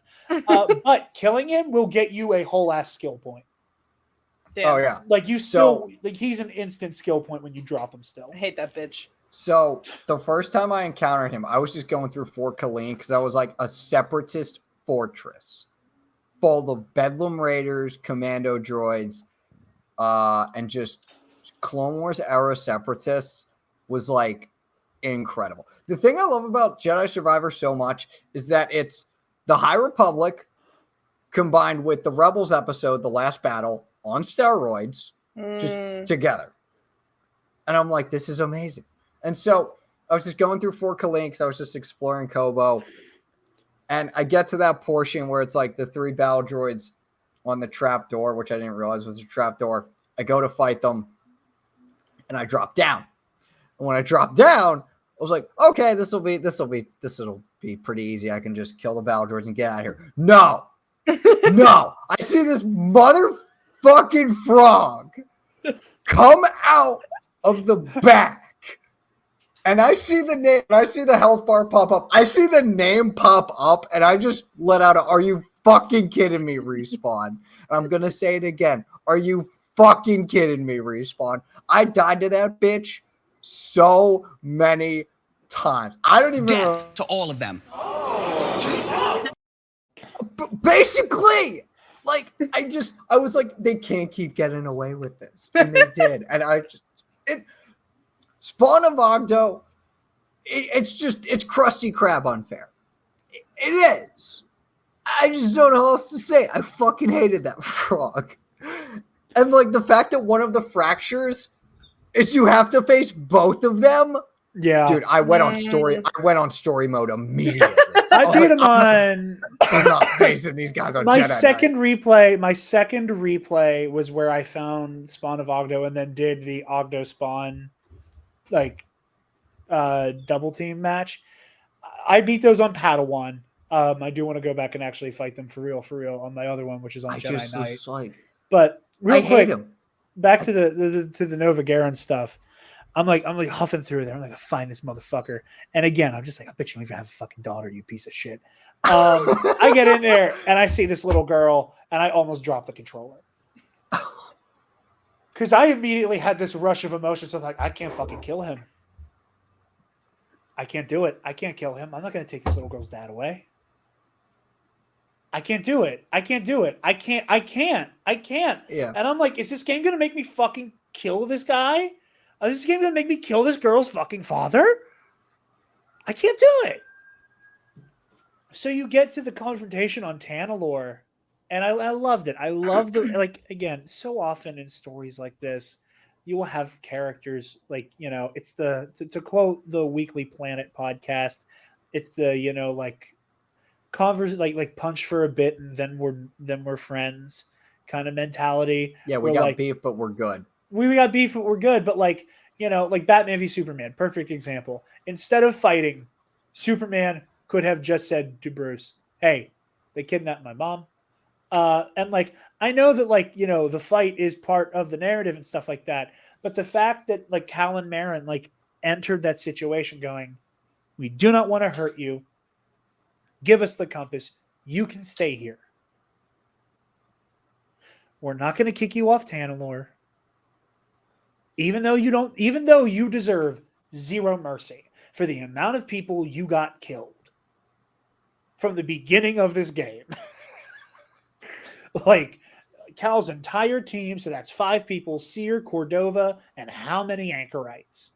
All perish because of one Bode Akuna. You do not deserve to get to live in paradise in safety with your daughter, but we're going to let you for her sake.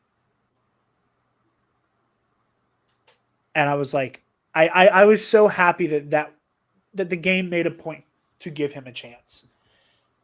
Yeah. And like initially when the fight started with him, I'm like, oh, I hope we're able to like defeat him without killing him. And then he almost gets his own daughter killed a couple times, and I'm like, fuck it, I'm gonna kill you. Like I was like, I'm done. I gotta put you down. Like I wanted Bo to come back to the light so bad, and he kept letting me down. The thing that killed me was the fact that there was that portion during the fight where it like cut to black or something, and it was like it goes to red on the sides, and it's like embrace the darkness. And I'm like, yeah, nope. It doesn't give you any other option. It's like you have to. Or I was just like, I don't like this. I really don't like this.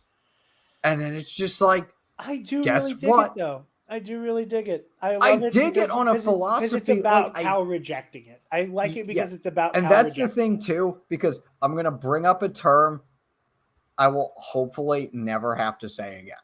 I have seen not a lot of people, but like a decent amount of people who you can clearly tell do not know Star Wars based on this phrase alone. Oh, Cal's a great Jedi now. Ugh. And I'm like, did you listen to the part at the end where he said, I almost lost myself, which implies that, like, yes, he knows this is bad and he has rejected it summarily until like Jedi 3 comes out and we see what happens. It's like, you guys are like, I'm serious. The people saying Cal is a great Jedi because of all like the violent shit he does, you're fucking dumb. Well, I'm saying that right now. It is. You don't understand Star Wars. That's what I think is so funny is that this game, avoids one of the great pitfalls of Star Wars gaming. That like any Star Wars video game protagonist gets hit with that gray Jedi label. Mm-hmm. I think it's funny that we as a fandom, like at large, not like individually, because I'm pretty sure I have heard all 3 of us here make this as like like observation. All of those video game protagonists get labeled a gray Jedi. Revan, Kyle Katarn, Cal, Galen. I'll get that label because we're controlling them. We're choosing to make them do insanely violent shit. But because it's more satisfying of a narrative, we're also the good guy. So we're a violent good guy. And that does not jive with Star Wars. So we pretend that somehow that we can justify this. Of the story, we pretend that somehow the core tenet of the story, that darkness comes with consequence, does not apply to us. Mm-hmm. This whole story is about Cal choosing to bury his feelings and not acknowledge them, and that shit bubbling up to the surface, and then in the worst way possible, because it's like he just lost his man. The thing that gets me,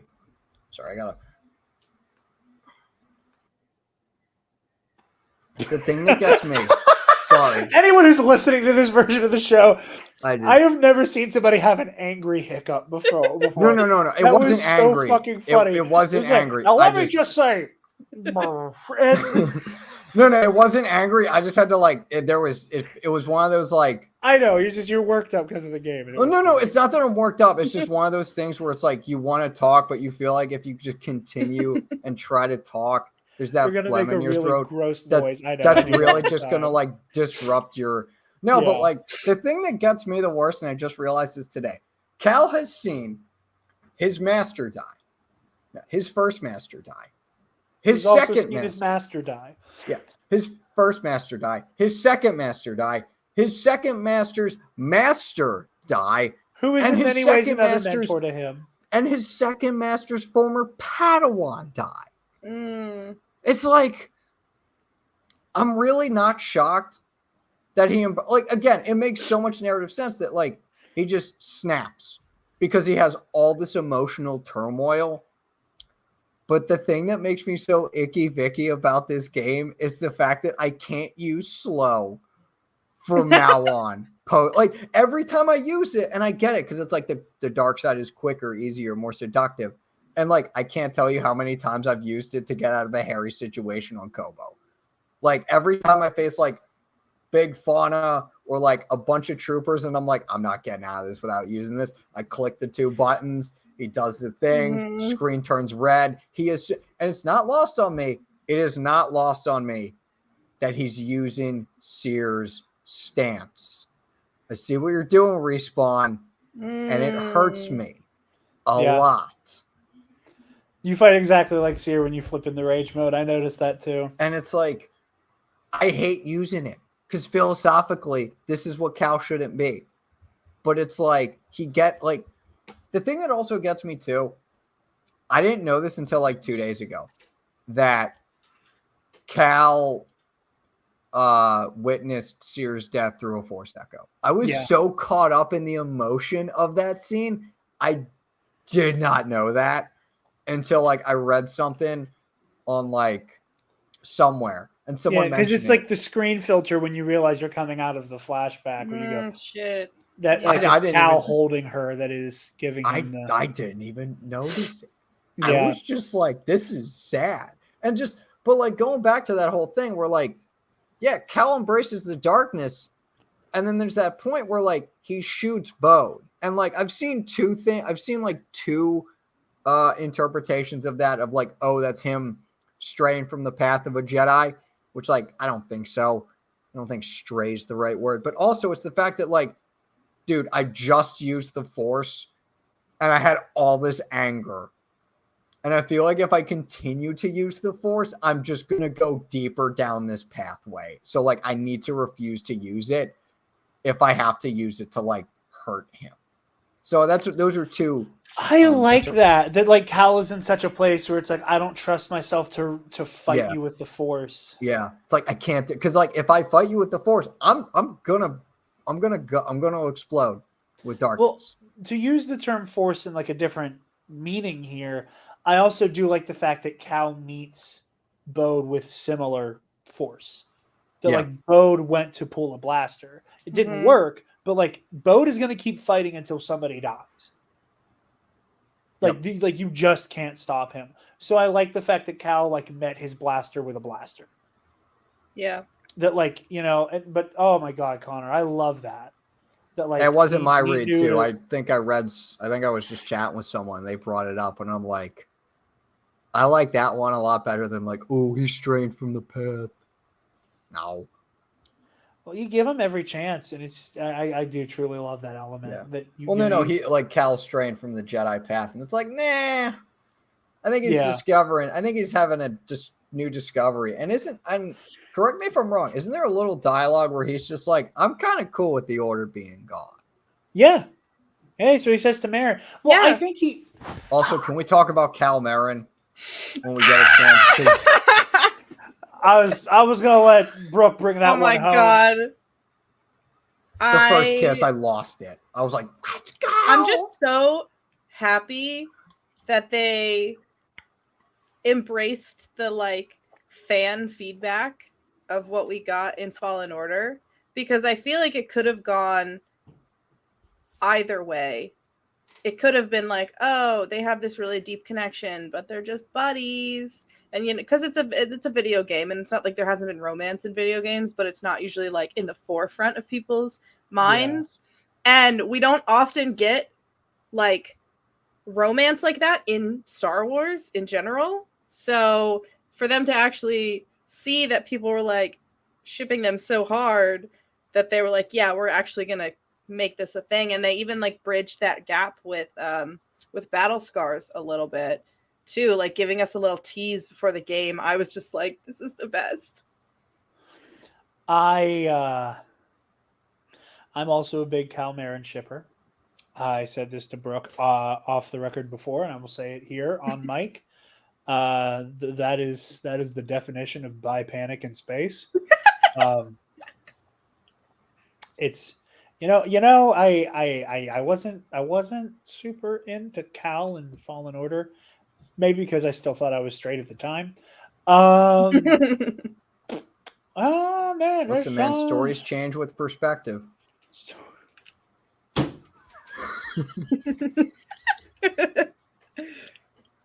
Stories change with perspective.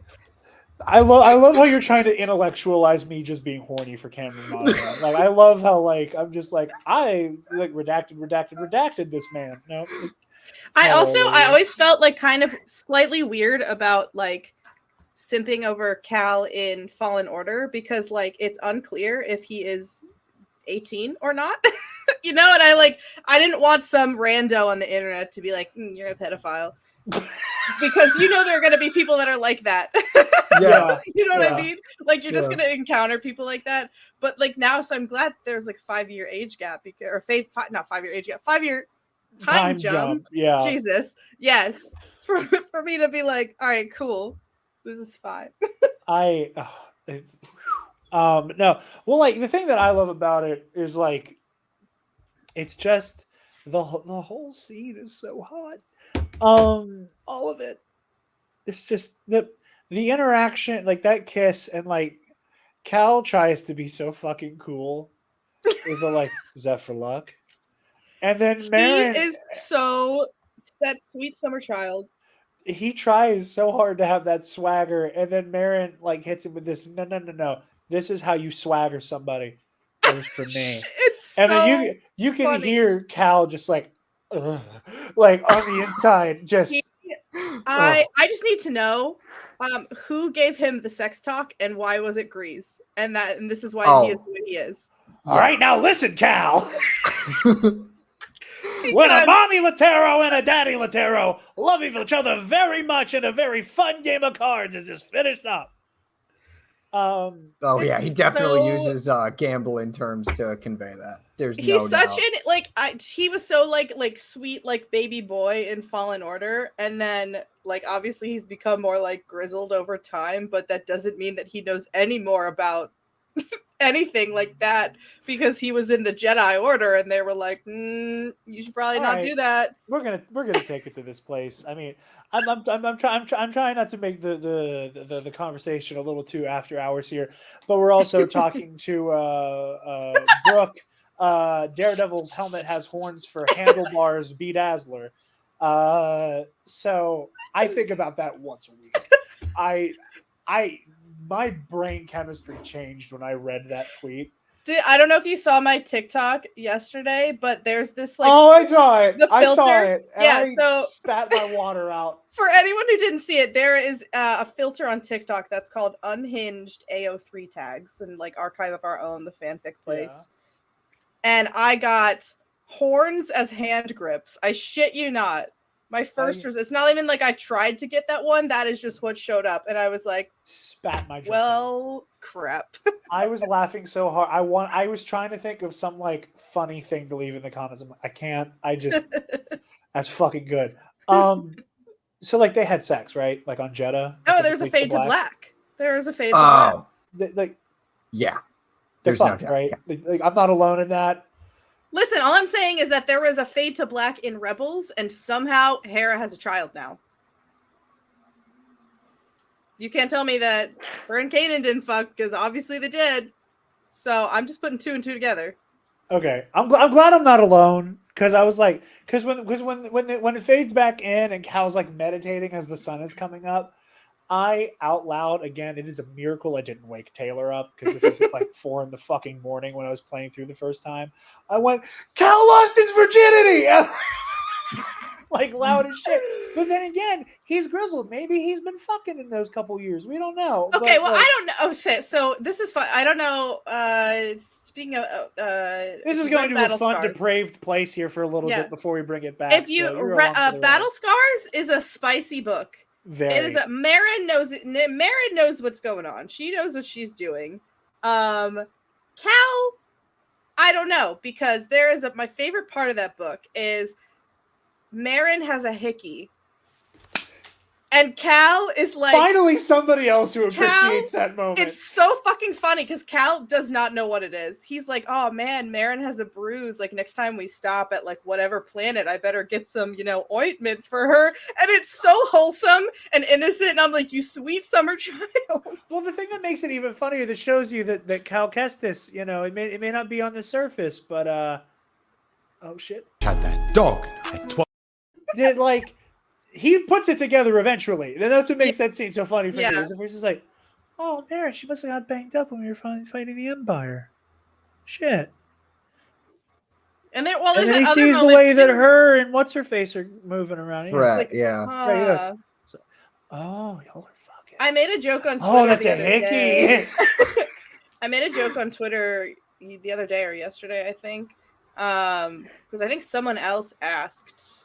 I'm in like this, like a group chat with a bunch of people, and someone else asked, like, did they fuck? And it was funny because there's another part in Battle Scars where Marin and Fret like go into like the back room, and she like locks the door with her like green magic, and so Cal's like, oh, they're practicing magic in there. And like I made a joke that like on Jeddah, like Marin did the same thing to like give them privacy, and that's when Cal has the realization like, oh no, that is not what you guys are doing in there. My headcanon is now that Cal. My headcanon is that Cal has since told Marin he thought they were practicing magic when they were having sex, so that when Marin either created some illusion. This is going on YouTube, so I got to choose my words carefully. My head. So I don't know if they canoodled there on the spot or if they like went back to some type of quarters for Marin.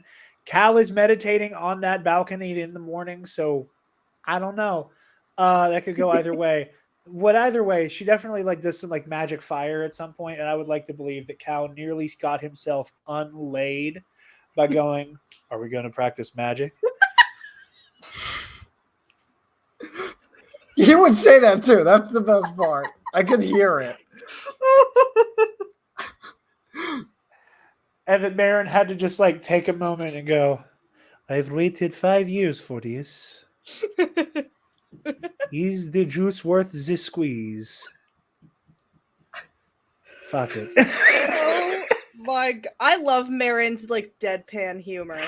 Her deadpan here. It's It the is greatest thing incredible. I might need your blood. I might need your blood because I might get tired. I love that. Has made me laugh out loud both times. Because it is played so well. Because you get Bo going, what the fuck? And you see Cal in the doorway like, yeah. Grease is probably still freaks me out. Yep. Oh, fucking A. Speaking of Grease, real quick, to make it serious again and get our minds out of the gutter. My favorite. I'm laughing because it made me cry. Grease has that little moment with Cal right after Seer dies, where Cal starts doing the like, I have no idea how I didn't sense him, and the way that Grease is like, hey, you shut the fuck up. This is on him. This has nothing to do with you. Don't you dare put this on you. I was like, I've always wanted to hug that stinky little man so much. But that affected me so much. It's just like, and Taylor laughs at me because like every time I cry watching her engaging with any Star Wars material, she tries so hard to be like, it's okay, honey. And like 9 times out of 10, it comes down to me weeping and just going, they love each other so much. And like, just, like watching Mando, watching any Star Wars, like again, she deserves some award for sitting through watching Return to the Jedi in a crowded theater with me. Sobbing for the entire last 15 minutes. And it was exactly one of those moments. Like, they love each other so much. Mhm. The way that Grease is about to motherfuck Cal, not because he blames Cal, but because Cal is about to blame himself. Mhm. You know, and Grease is concerned whenever Cal shows back up on the Mantis after the Nova Garen debacle in the Imperial officer outfit. And he's like, he was fighting the entire base, wasn't he? Yeah. Like I love Grease by the end of the game with just the strung out dad energy. I love how well they all know each other. Because there's like Yeah. a moment where Marin's like, "You're brooding again," and he's like, Yep. "Yeah." And And it there just, is I love it. there is one beat in this game that does not work for me, and thank God it's optional.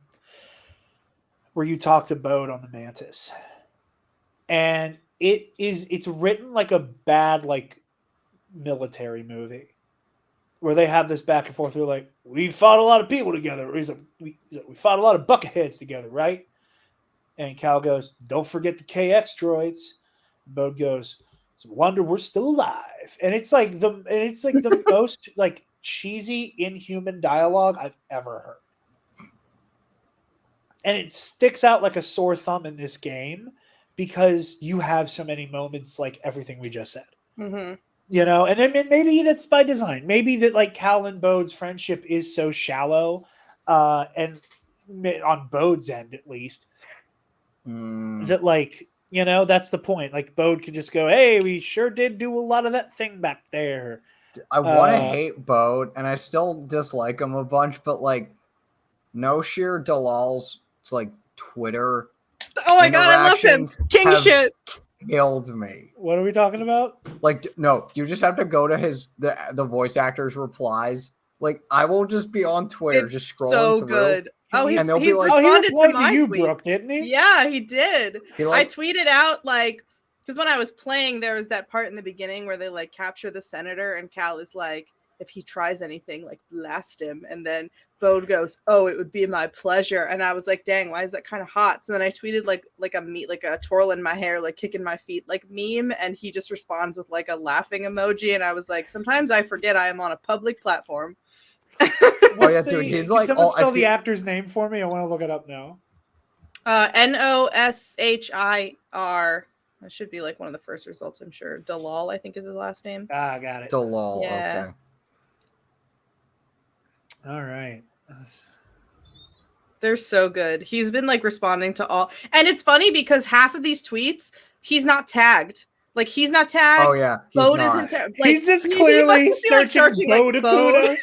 Yeah, that's what makes it the like it's greatest. It's like how like there are some times where like there were some times where I would just tweet about Kevin Scott without even tagging him, and he would like it, and I'm like, what are you doing, bestie? how'd you do that, Kevin? It's like either someone is sending this to you or you are like searching for yourself. Yeah. Also, Noshir, I think that's how you say it. He was also the voice of Rampart in Bad Batch. Oh, So Yep. He's been. Yeah. in we Star Wars. should have known then. That was on us. Yep. But no, one of my favorite Grease Cal moments. I can't remember where it's at in the story, but it's when Cal says "greasy money." I was cheering when that happened. I was amazing. So similar to the greasy money beat. I love when they're going. I guess we're just doing like favorite moments now, which is gonna be a great way to like wrap the show up. Well, we gotta talk about the end. Yeah. Was whenever they're going to Tanalorr. First of all, burst into tears whenever Seer through the voice was like, "No." yeah. Through the force, burst into tears. But he's like, "Greasy does it."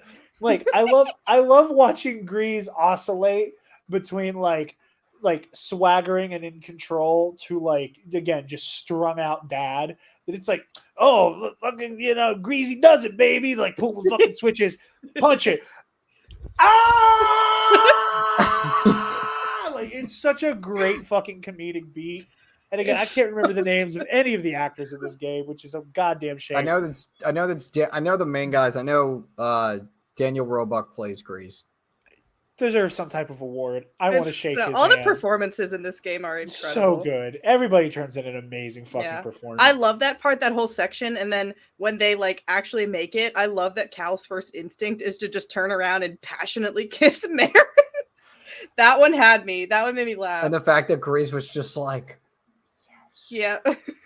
Still yelling. Like I love that Grease is still yelling and Cal just immediately like bang. Yep. I want to take that. If I now need to replay the whole game to get that one clip of him, so I can put in like Laszlo, like my lovely lady wife, like as he stands up. But anyway, yes, the ending of the game is phenomenal. First of all, what my favorite thing about the ending for me, aside from Cal Recognizing that he almost fucked up. Well, recognizing he almost fucked up, having his like almost delusional level of optimism that he had in the first game vindicated in many ways, that like the person he is and always has been is the path to follow, and that he is on the straight and narrow, that like he chooses to give Bode a Jedi funeral. And maybe that's for Kata. Maybe that's only for Kata, but I do truly believe that in Cal's heart, he knew he had to do that. That for him, he had to. Whether it is a matter of him like choosing some form of mercy despite killing Bode or whatever it may be. I also love, this is pointed out to me as well, so this isn't a new observation at all. I didn't realize Bode stole Dagon's lightsaber.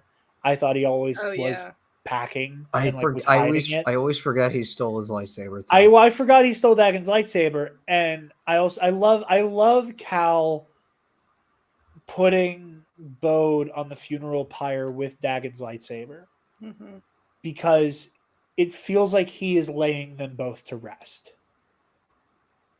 And that same almost like pitying way that he killed the ninth sister,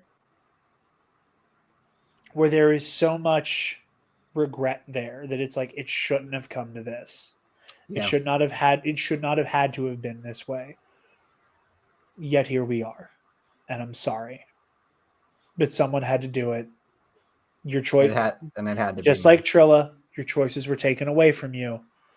And like Cal continues to see what this age of the Empire means for so many people, and he continues to be tested, and his mettle as a man and as a Jedi be tested to make sure that he will not go too far, and to have that faith in the Force and in the Jedi path be vindicated. So good, so fucking good. And the fact that the last shot of the game, of the story at least, is on Seer's lightsaber. Yeah. And also just the real thing I really liked about this was because I didn't skip. So I got spoiled on like the big bounty hunter thing because of the credits.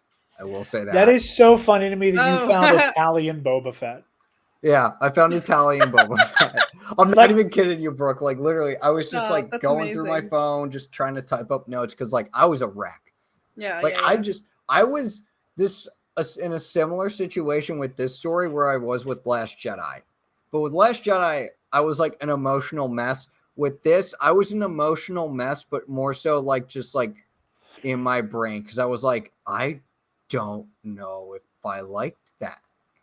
Because it was a lot of twists, and I was like, what if the twists don't hold up for me over time? I genuinely was worried. I was like, what if I don't like this story? This is not going to be good.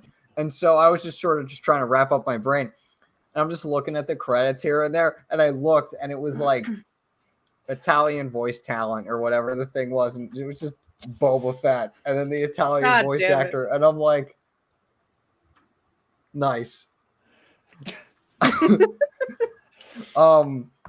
But no, the thing I liked was like I didn't skip the credits. It's me, a Boba Fett. It's me, and then someone needs to make that now. And so I didn't skip like the credits. Okay. Yeah. And so I didn't skip the credits, and so like I'm glad I got a laugh. Thank you. Thank you. You should not have validated like a Dabantha, but thank you for validating like a Dabantha. Anyway. Like, oh, it's amazing. So when it cut back to Tanalorr, I was like, ooh, a post-credit scene in Star Wars? What is this? And then like the fact that it's like a continuation. And it's not just going to set you back before. Yeah, like I really love that. I really liked that too. And then you can talk with everyone after the events of the story. That's really cool. So even Turgle. Turgle. I Turgle. love Turgle. I would not trust him with a lightsaber or a blaster, but I love him. It was funny. As I was playing, I didn't pick it up like the first time that like we see him, but then like there was another time I came across him and I was playing and I was like, is that Invader Zim? And it's the same voice actor. I didn't know that. My favorite thing about Turgle is when he starts to jump when he leaves. Is it whatever he'll be like, Cal! I laugh every fucking time. Okay, this might be a hard question for you guys. Who's your favorite like just person you've encountered that you've brought to Pyloon Saloon thus far? I'll let Brooke go first. Because I haven't played after the story because I'm sharing the game with my boyfriend because we don't have a PS5 and he has the Xbox. And I was looking at like the specs on my computer and I was meeting like the bare minimum requirements, and like with all of the issues that the PC version was having, I was like, it's not even worth it. You made the absolute right decision. Yeah. So I'm letting him, because he played it. I was at a bachelorette party the weekend the game came out, so I couldn't play it until that Sunday when I got home. So he was like, I'm going to play as much as I can because I know you're going to want it when you get home. And then we were on like the same, because he was playing it and then he would bring the Xbox upstairs when I would want to stream. So we were like, he was a little bit ahead of me, but then I just like I did like a 4-hour stream and I got way ahead of him. I was going to say, because I was watching your streams when I could, and you were like in the first half of the game for like a couple days. And I went, oh, Brooke's live. I was like, oh, yeah. And I clicked on it, and you're like on your way to fight Reyes. And I went, whoa. Yeah, I flew through it. How much did I miss? The second half of like the week. So anyway, I'm letting him finish the story first and then come back and I'm going to do all that stuff. So I didn't bring Turgle to Pyloon Saloon, but like Turgle needs to be in every single Star Wars story from now on. Like I don't want to like make Turgle like the new default glup shitto for everybody. Because I know everybody right now is on a Turgle kick for obvious reasons. You know, in the same way we were all obsessed with Geode for 3 months, right? Hell yeah. Some of us still are. Fair.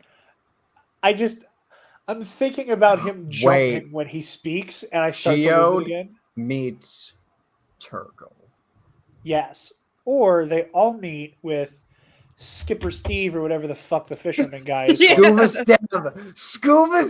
Yes, the sky. Scuba Steve. That was the joke Brooke made.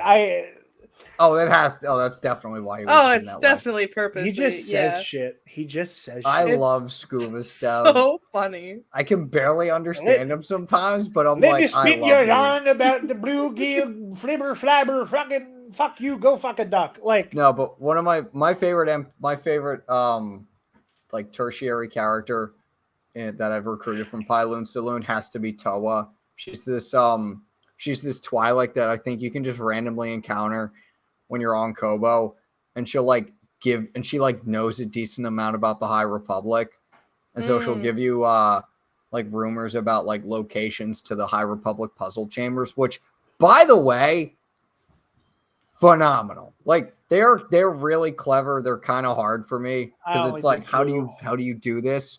But it's like, dude, it's High Republic. Like the fact that Cal meets a High Republic Jedi who turns dark, meets and befriends a High Republic droid, has like 3 things of High Republic tech, and just like starts slowly learning about the High Republic here and there. I could have never imagined it. It's surreal. It's so surreal. Also, we get the fucking Nihil. Like we get a Nihil mention. And we see them like, and we see them, and like we see like they bring up the emergences like from fucking Light of the Jedi. It's so cool. Like, it's so surreal. Like I don't know if you guys have been with the High Republic from the beginning. Yeah. Yep. Like as soon as like I read Light of the Jedi like the first week that it came out, and I've been doing a bad job keeping up with Phase 2 stuff, but Phase 1 I read it. I haven't read much of Phase 2, out, but it's just so surreal to hear like Cal Kestis, like Cameron Monaghan, like talk about the High Republic. I'm like, this is so weird. Yep. My favorite, I don't know if you guys played with subtitles on. Yeah. Oh, I do. I have to. Yeah. Whenever Eno Cordova's giving you the rundown, he's like, a band of marauders. And in parentheses, it says the Nile. Oh, I saw that. I was like, the Nile. And then Yeah, you get, it is. Databank entry, the Nile. And I was like, I had to put the controller down. I was Dude, like, the fact that there's a whole databank entry just for the High Republic, I'm just like, this is unreal. I could have never. This makes me think Tanalorr has to be part of like phase 3 stuff, though. I feel like it was such a big part of this game, and I feel like they're gonna have to. I feel like at the address it in best, I some feel like way. there's gonna be a maybe. I also kind of like the idea that, like, not to say Dagon is right in what he did, but that, like, what Dagon told you was true. Like, That's true. Like, the emergencies started, and we said, hey, man, we do not have time for you to piss around with some hidden planet. Like, we'll come back to this when shit calms down, and they didn't, because the Nile situation got completely out of control. Yeah. That's fair. But, yeah, no, I loved it. And, like, there's, like, Force Echoes on Tanalorr, but you can only hear them once, because I could not find them in New Game Plus. Somebody proved me wrong. Where there you hear Oppo Rancisis. Oh yeah, I got that one. You hear Oppo Rancisis say Nihil, and I'm like, this is amazing. Mm-hmm. Nile fleet is oh my, this is like the fact that it's Oppo. It's like all Jedi. Like like of all the Jedi, you choose Oppo Rancisis. I'm like, this makes sense. Oh no, because here's the thing. They had to pick a Jedi who showed up in a movie. Yeah. The internet would have caught on fire if we heard if the little text box came up, Stellan Gios, Elzar Mann, Quarter Angle, if it was not somebody we already knew, who was basically a glup shitto already, people would have lost their fucking minds. That we got a voice line, like one single line of dialogue from one of these Jedi in a video game. In a flashback, we don't even see them. We hear their disembodied voice through the Force. Stellan Gios having an argument with Dagon Gera. People would have lost their shit. It would have been cool though to get if they had gotten like Mark Thompson to do some like voice work for Marchion Ro. Like that would have been really cool. Just for some random sense echo, I would have loved that. Oh yeah. I mean, some people have like I mean, I've seen like one or two theories where it's like all those Jedi in those chambers with the Force echoes that are like they just have. They're attributed like bold Jedi, decisive Jedi. Yeah. Like, so like a friend of mine or an acquaintance of mine was like, what if they're named Jedi that we know, but Cal doesn't yet or something like that? I'm like, that'd be interesting, but I assume they're just all new Jedi. Yeah. God, that'd be fucking crazy. You know, at some point, someone's like, at one of the comics now, someone's going to be like, hey, you remember that time we were like, training in one of those meditation things, Avar? Yeah, you really were bold, Elzar. And then just Twitter immediately after. Me. Yeah, quite literally. All three of us on screen right now. But yeah, no, I think this has been a great conversation. I absolutely love this game. You know, I encountered minimal issues like with it gameplay wise. But that's not what I come for. I come for the story and I come for the sword play, both of which were sensational. I said it. Now I got to play the clip, and he's not pulled up. Sensational. That's his word. But yeah, absolutely love it. Does anybody have any closing thoughts before we do some final plugs and bring this bad boy home? I probably have some, but there's just a lot because there's a lot to talk about with this game. Yeah. I'm really intrigued to see what Cal's journey will be post Survivor. Oh my gosh, I feel like I have so many ideas. Also, I've written like a story of my own at this point. That I don't know when we'll that guy. I don't want to be that guy who's like immediately putting other high-profile characters in the stories of other characters and doing that thing, but I really want him to be in Rey's movie. I think that would be. I would die. I would just die. I have been on. I know there are some people who are like big Fallen Order Survivor fans that are like, I think that Cal should stay in the video games. But why would you cast such a good actor like Cameron Monaghan and design the character to look just like him if you had no intentions on bringing him to live action? I will never be over this. So I'm cool with him. I'm one of those to a certain extent. I don't want an adaptation. Like, I don't want them to do like a live action TV series of what Jedi Fallen Order was, because it's like, just go to YouTube and watch the playthrough. Yeah. You know? But I would love to see him show up in everything else. And I feel like with the idea, I'll go in like soapbox for a second. Now with the idea of Tanalorr being a thing, this is maybe the way that, like, because I know a lot of people are like, oh, Cal has to die by the end of this because he's not That's what I thought. And he's not but Tanalorr exists now. This is the way that they can get around that. Yep.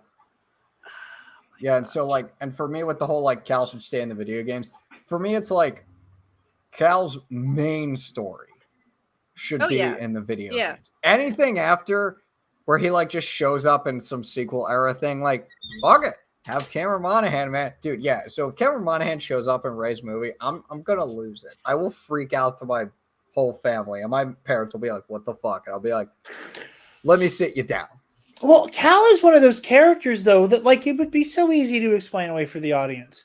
Oh, yeah. Like, you know, like Cameron Monaghan shows up, like, okay, age him up a little bit. Make him look a little bit older, you know, if you have him show up. Or let's get real fucking crazy with it. Say Tanalorr is like in some weird temporal thing. Time works differently on Tanalorr. It's inside of some weird, like, cosmic abyss. Hey, Cal's age, like maybe like 10 years, 40 years have passed in the galaxy at large. You know, it's like Cal's Interstellar.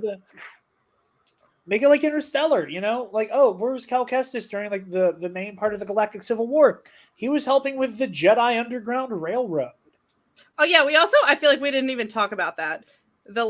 That was another big reveal that I was so stoked about, because as soon as like Kenobi happened, like when Kenobi was coming out, I was like, there are way too many Fallen Order like references and like homages in this show for it not to make sense. And like with the game being called Jedi Survivor, I'm like, this has to be related to the past somehow. And I'm so glad that like a prediction that a lot of us had actually like manifested in the final product. My big prediction, my like actual like unreal prediction was like Reva was going to show up somehow.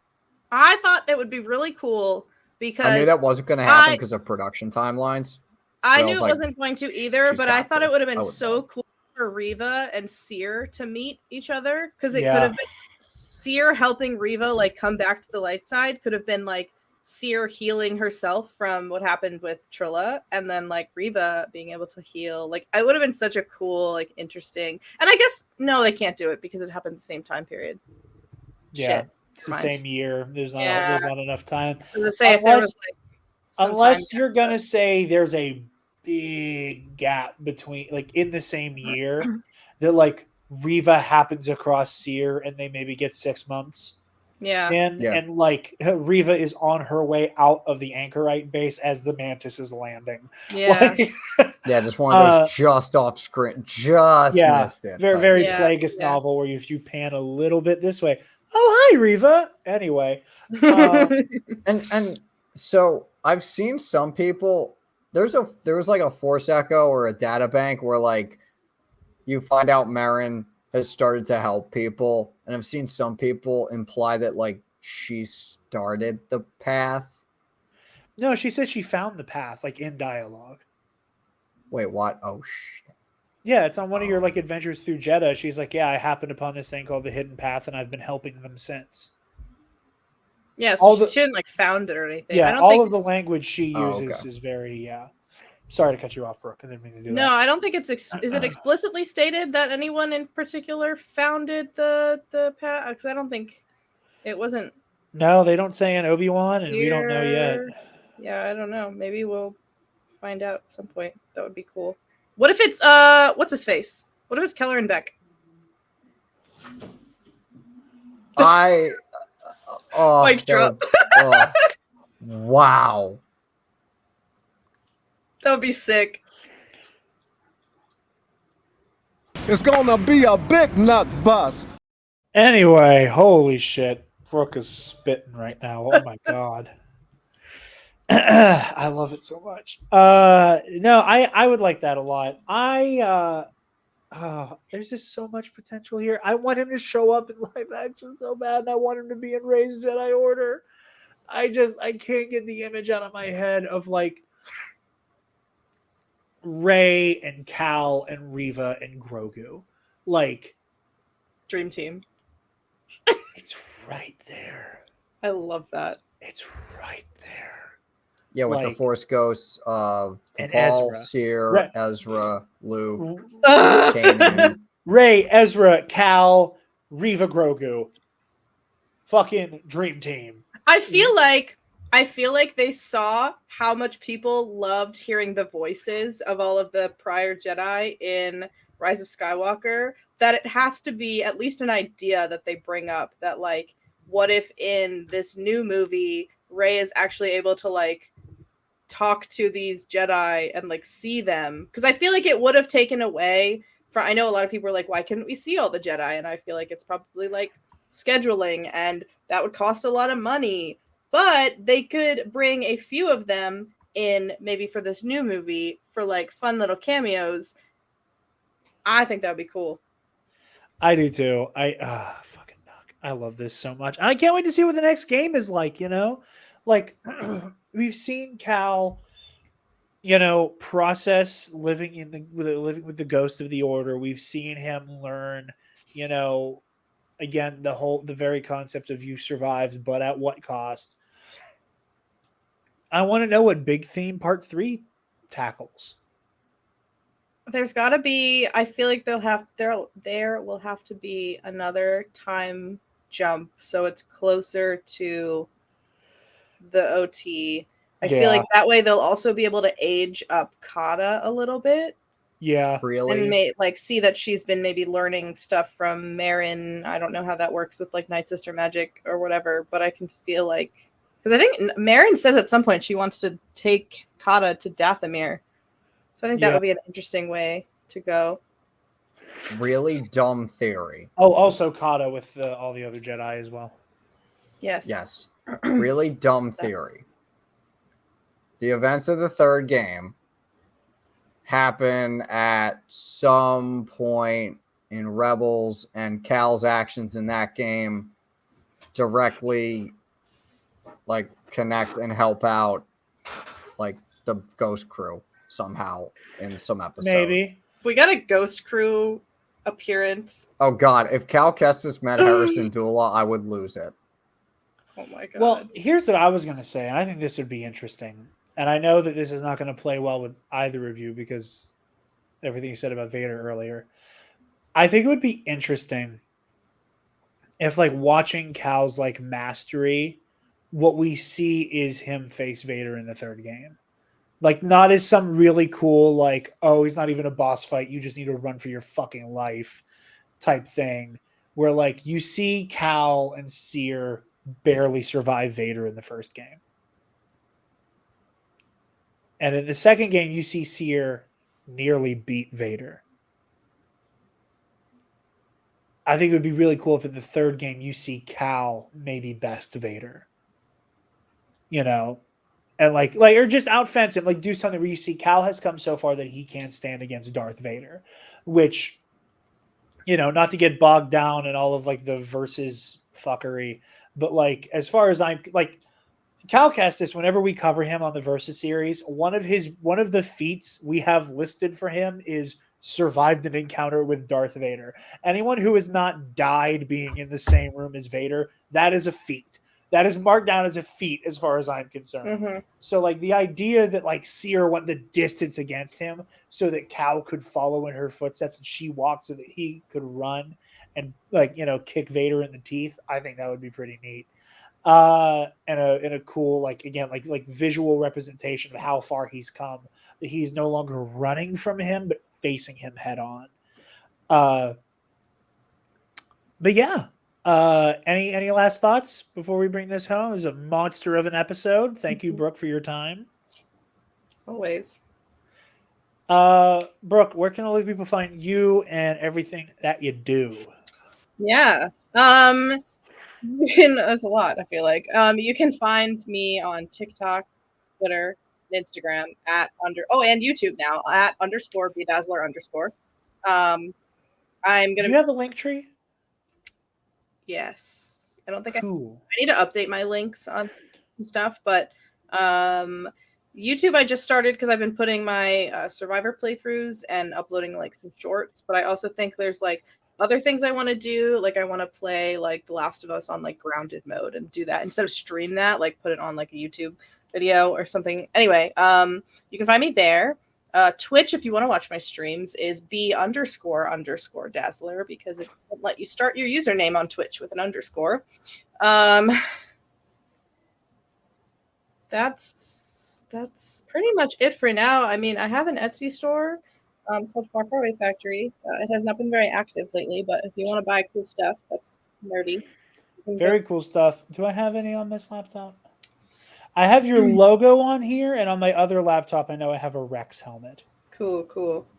And but yeah, you can check out the Better Than a Stick RPG on Level Up Light's YouTube channel. And sometimes I host a podcast called Sith Faced, where we drink and talk about Star Wars, but we have not posted an episode since like October. But you can listen to our old episodes if you want. Go listen to the old episodes, and whenever that comes back, I am officially inviting myself on to get officially Sith Faced. Connor. Yes. Where? Okay. You can find me on Twitter at DepaBanana, Instagram, ConmanJFO, which I don't really use that much. I also co-host over at For the Republic, a love letter to Star Wars animation. You can find us there on Twitter at For the Repub Pod, on YouTube For the Republic Podcasts, Instagram. I think that's pretty much all our social. Oh, and then like where you can find us listening, Spotify, Apple Podcasts, pretty much wherever you listen to podcasts. I also co-host and co-write Star Wars trivia questions over at Star Wars in a Galaxy Epic Confrontations. You can find all of our past matches over at the Star Wars in a Galaxy podcast YouTube channel, as well as any of our future matches. Our most recent match was the rematch, Scotty J. Rowe versus my co-host. I can't point. Yeah, my co-host, Jarod the Dark Jedi. It was a riveting match. A lot of fun. Go watch it. It was the end of a storyline and possibly the beginning of another. And then you can find me over at sweditor.ig.com/fiction. The site is currently down for maintenance, but when it's back up, you can find all of our stories that we have created thus far for SWE Fiction. I don't have any published yet. I have some in the works, one of which got changed a decent amount because of what happens in Survivor concerning Seer Junda's death. So thanks, Respawn. But also you've given me an ample story opportunity in terms of grief. Oh, no, literally, I had to write I literally had to write a scene where like Cal experiences some sort of closure with Seer, because like that's how much it affected me in the days after. It fucked me up. But I have a few Cal stories in the works, as you can tell. He's one of my favorite he's top 3 Star Wars character for me. I have no idea when any of these stories will release, but I'm fine with that, because that means I can work on them more and try to perfect them. Absolutely. Go check all of that out. You guys can find me on Twitter and Instagram at DarkJedi2552. You can find me playing Fabian Martell in Star Wars Ionized Bastards on the All Remaining Systems YouTube channel. Season 1 is all out, all 7 episodes, and Season 2 we're going to be getting underway here soon. I cannot wait for that. Like I said earlier, we're switching over to Star Wars 5e, and let me tell you, Fabian is a brick shit. No. Rick Shithouse makes him sound like he's a big beefy boy. Fabian Martell is an absolute monster now, and I cannot wait to get into the swing of things with that. Obviously, find me in Epic Confrontations as well, not writing, but competing. We'll find that in the place that Connor said you can find it. And you can find the Nerd Academy podcast on Facebook, Twitter, Instagram, YouTube, wherever you listen to podcasts, and on our website, www.thenerdacademypodcast.com, where if you're feeling generous, you can donate to our Patreon. Give me $1. Speaking of our patrons, thank you to our $10 alumnus, Keandre Lloyd.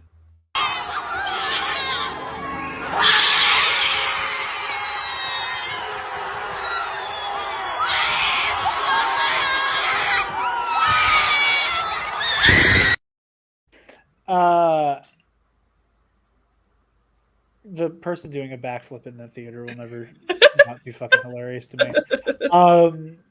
I told Brooke at the beginning of the show, I just want to reiterate this. I've joked in previous episodes that when we have a new guest on, I warn them about the clips, in particular that one, and then what used to be the Alex Jones clip that Paco liked. Brooke is the reason why I started fucking warning people, because it didn't occur to me. And when she came on Movie Club, she got bombarded with that, and then, all right, ladies and gentlemen, and I was like, we need to start telling people this is going to happen. So visibly confused. That was, yeah. So any future guests, you have Brooke to thank for the warning. But speaking of Paco, thank you to Paco, or as he's going by on our Patreon right now, Trivia King Scotty J. Rowe. My voice.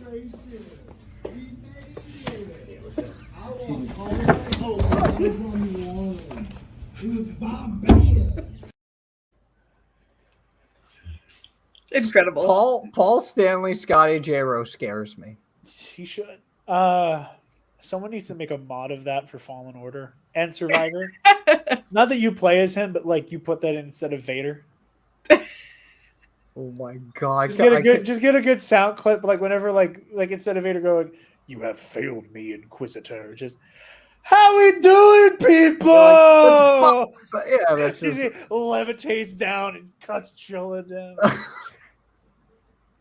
Bombad. I don't know which will be coming out first, but we also, I don't know if this is coming out before or after our Guardians of the Galaxy 3 review. So if you're seeing this before the Guardians review, go watch that. If you already have watched it, thanks for watching this. $5 patrons and above, you get access to our Star Wars Verse series. Our May episode, fingers crossed, will be coming out next week / this week, depending on when you're watching this. This is probably coming out on Sunday, on Mother's Day. Happy Mother's Day. But that's going to be Shock T versus Darth Vader. I am super excited to do that matchup. Gee, I wonder how that one's going to go. Stop. Just because she... I'm sorry. I had to say it. Have that dog in her. Well, no, it's the fact that she got killed by him, like, what, twice? Not in a fight. He snuck up on her. He killed her. She was so deep in meditation. She was so, like... That's right. Shock T was ambushed by Anakin while he was, like, marching on the temple because she was, like all hell broke loose. She was like, whoa, in meditation, the same way Yoda, like, felt all that disturbance. She got locked into that meditative state, and then Anakin just kind of her it through the back. What I'm saying is, how does Shock T stack up against Vader in a fair fight? Which I'm excited to talk about. Lots of cool stuff coming down the pipeline with that. And lots of really cool stuff coming down the pipeline with Epic Confrontations. So keep your eye on all of those spaces. We very much appreciate the support on Patreon. Help keep the lights on around these parts. So thank you all so very much for joining us. Brooke, again, thank you for your time. This was a behemoth of an episode. I was not anticipating it running this long, and it is greatly appreciated, especially since we had a bit of a late start, and that was my fault. But thank you all so very much for watching. We are honored that you have joined us, and may the Force be with you always. Stop! Move away from the cookie jar.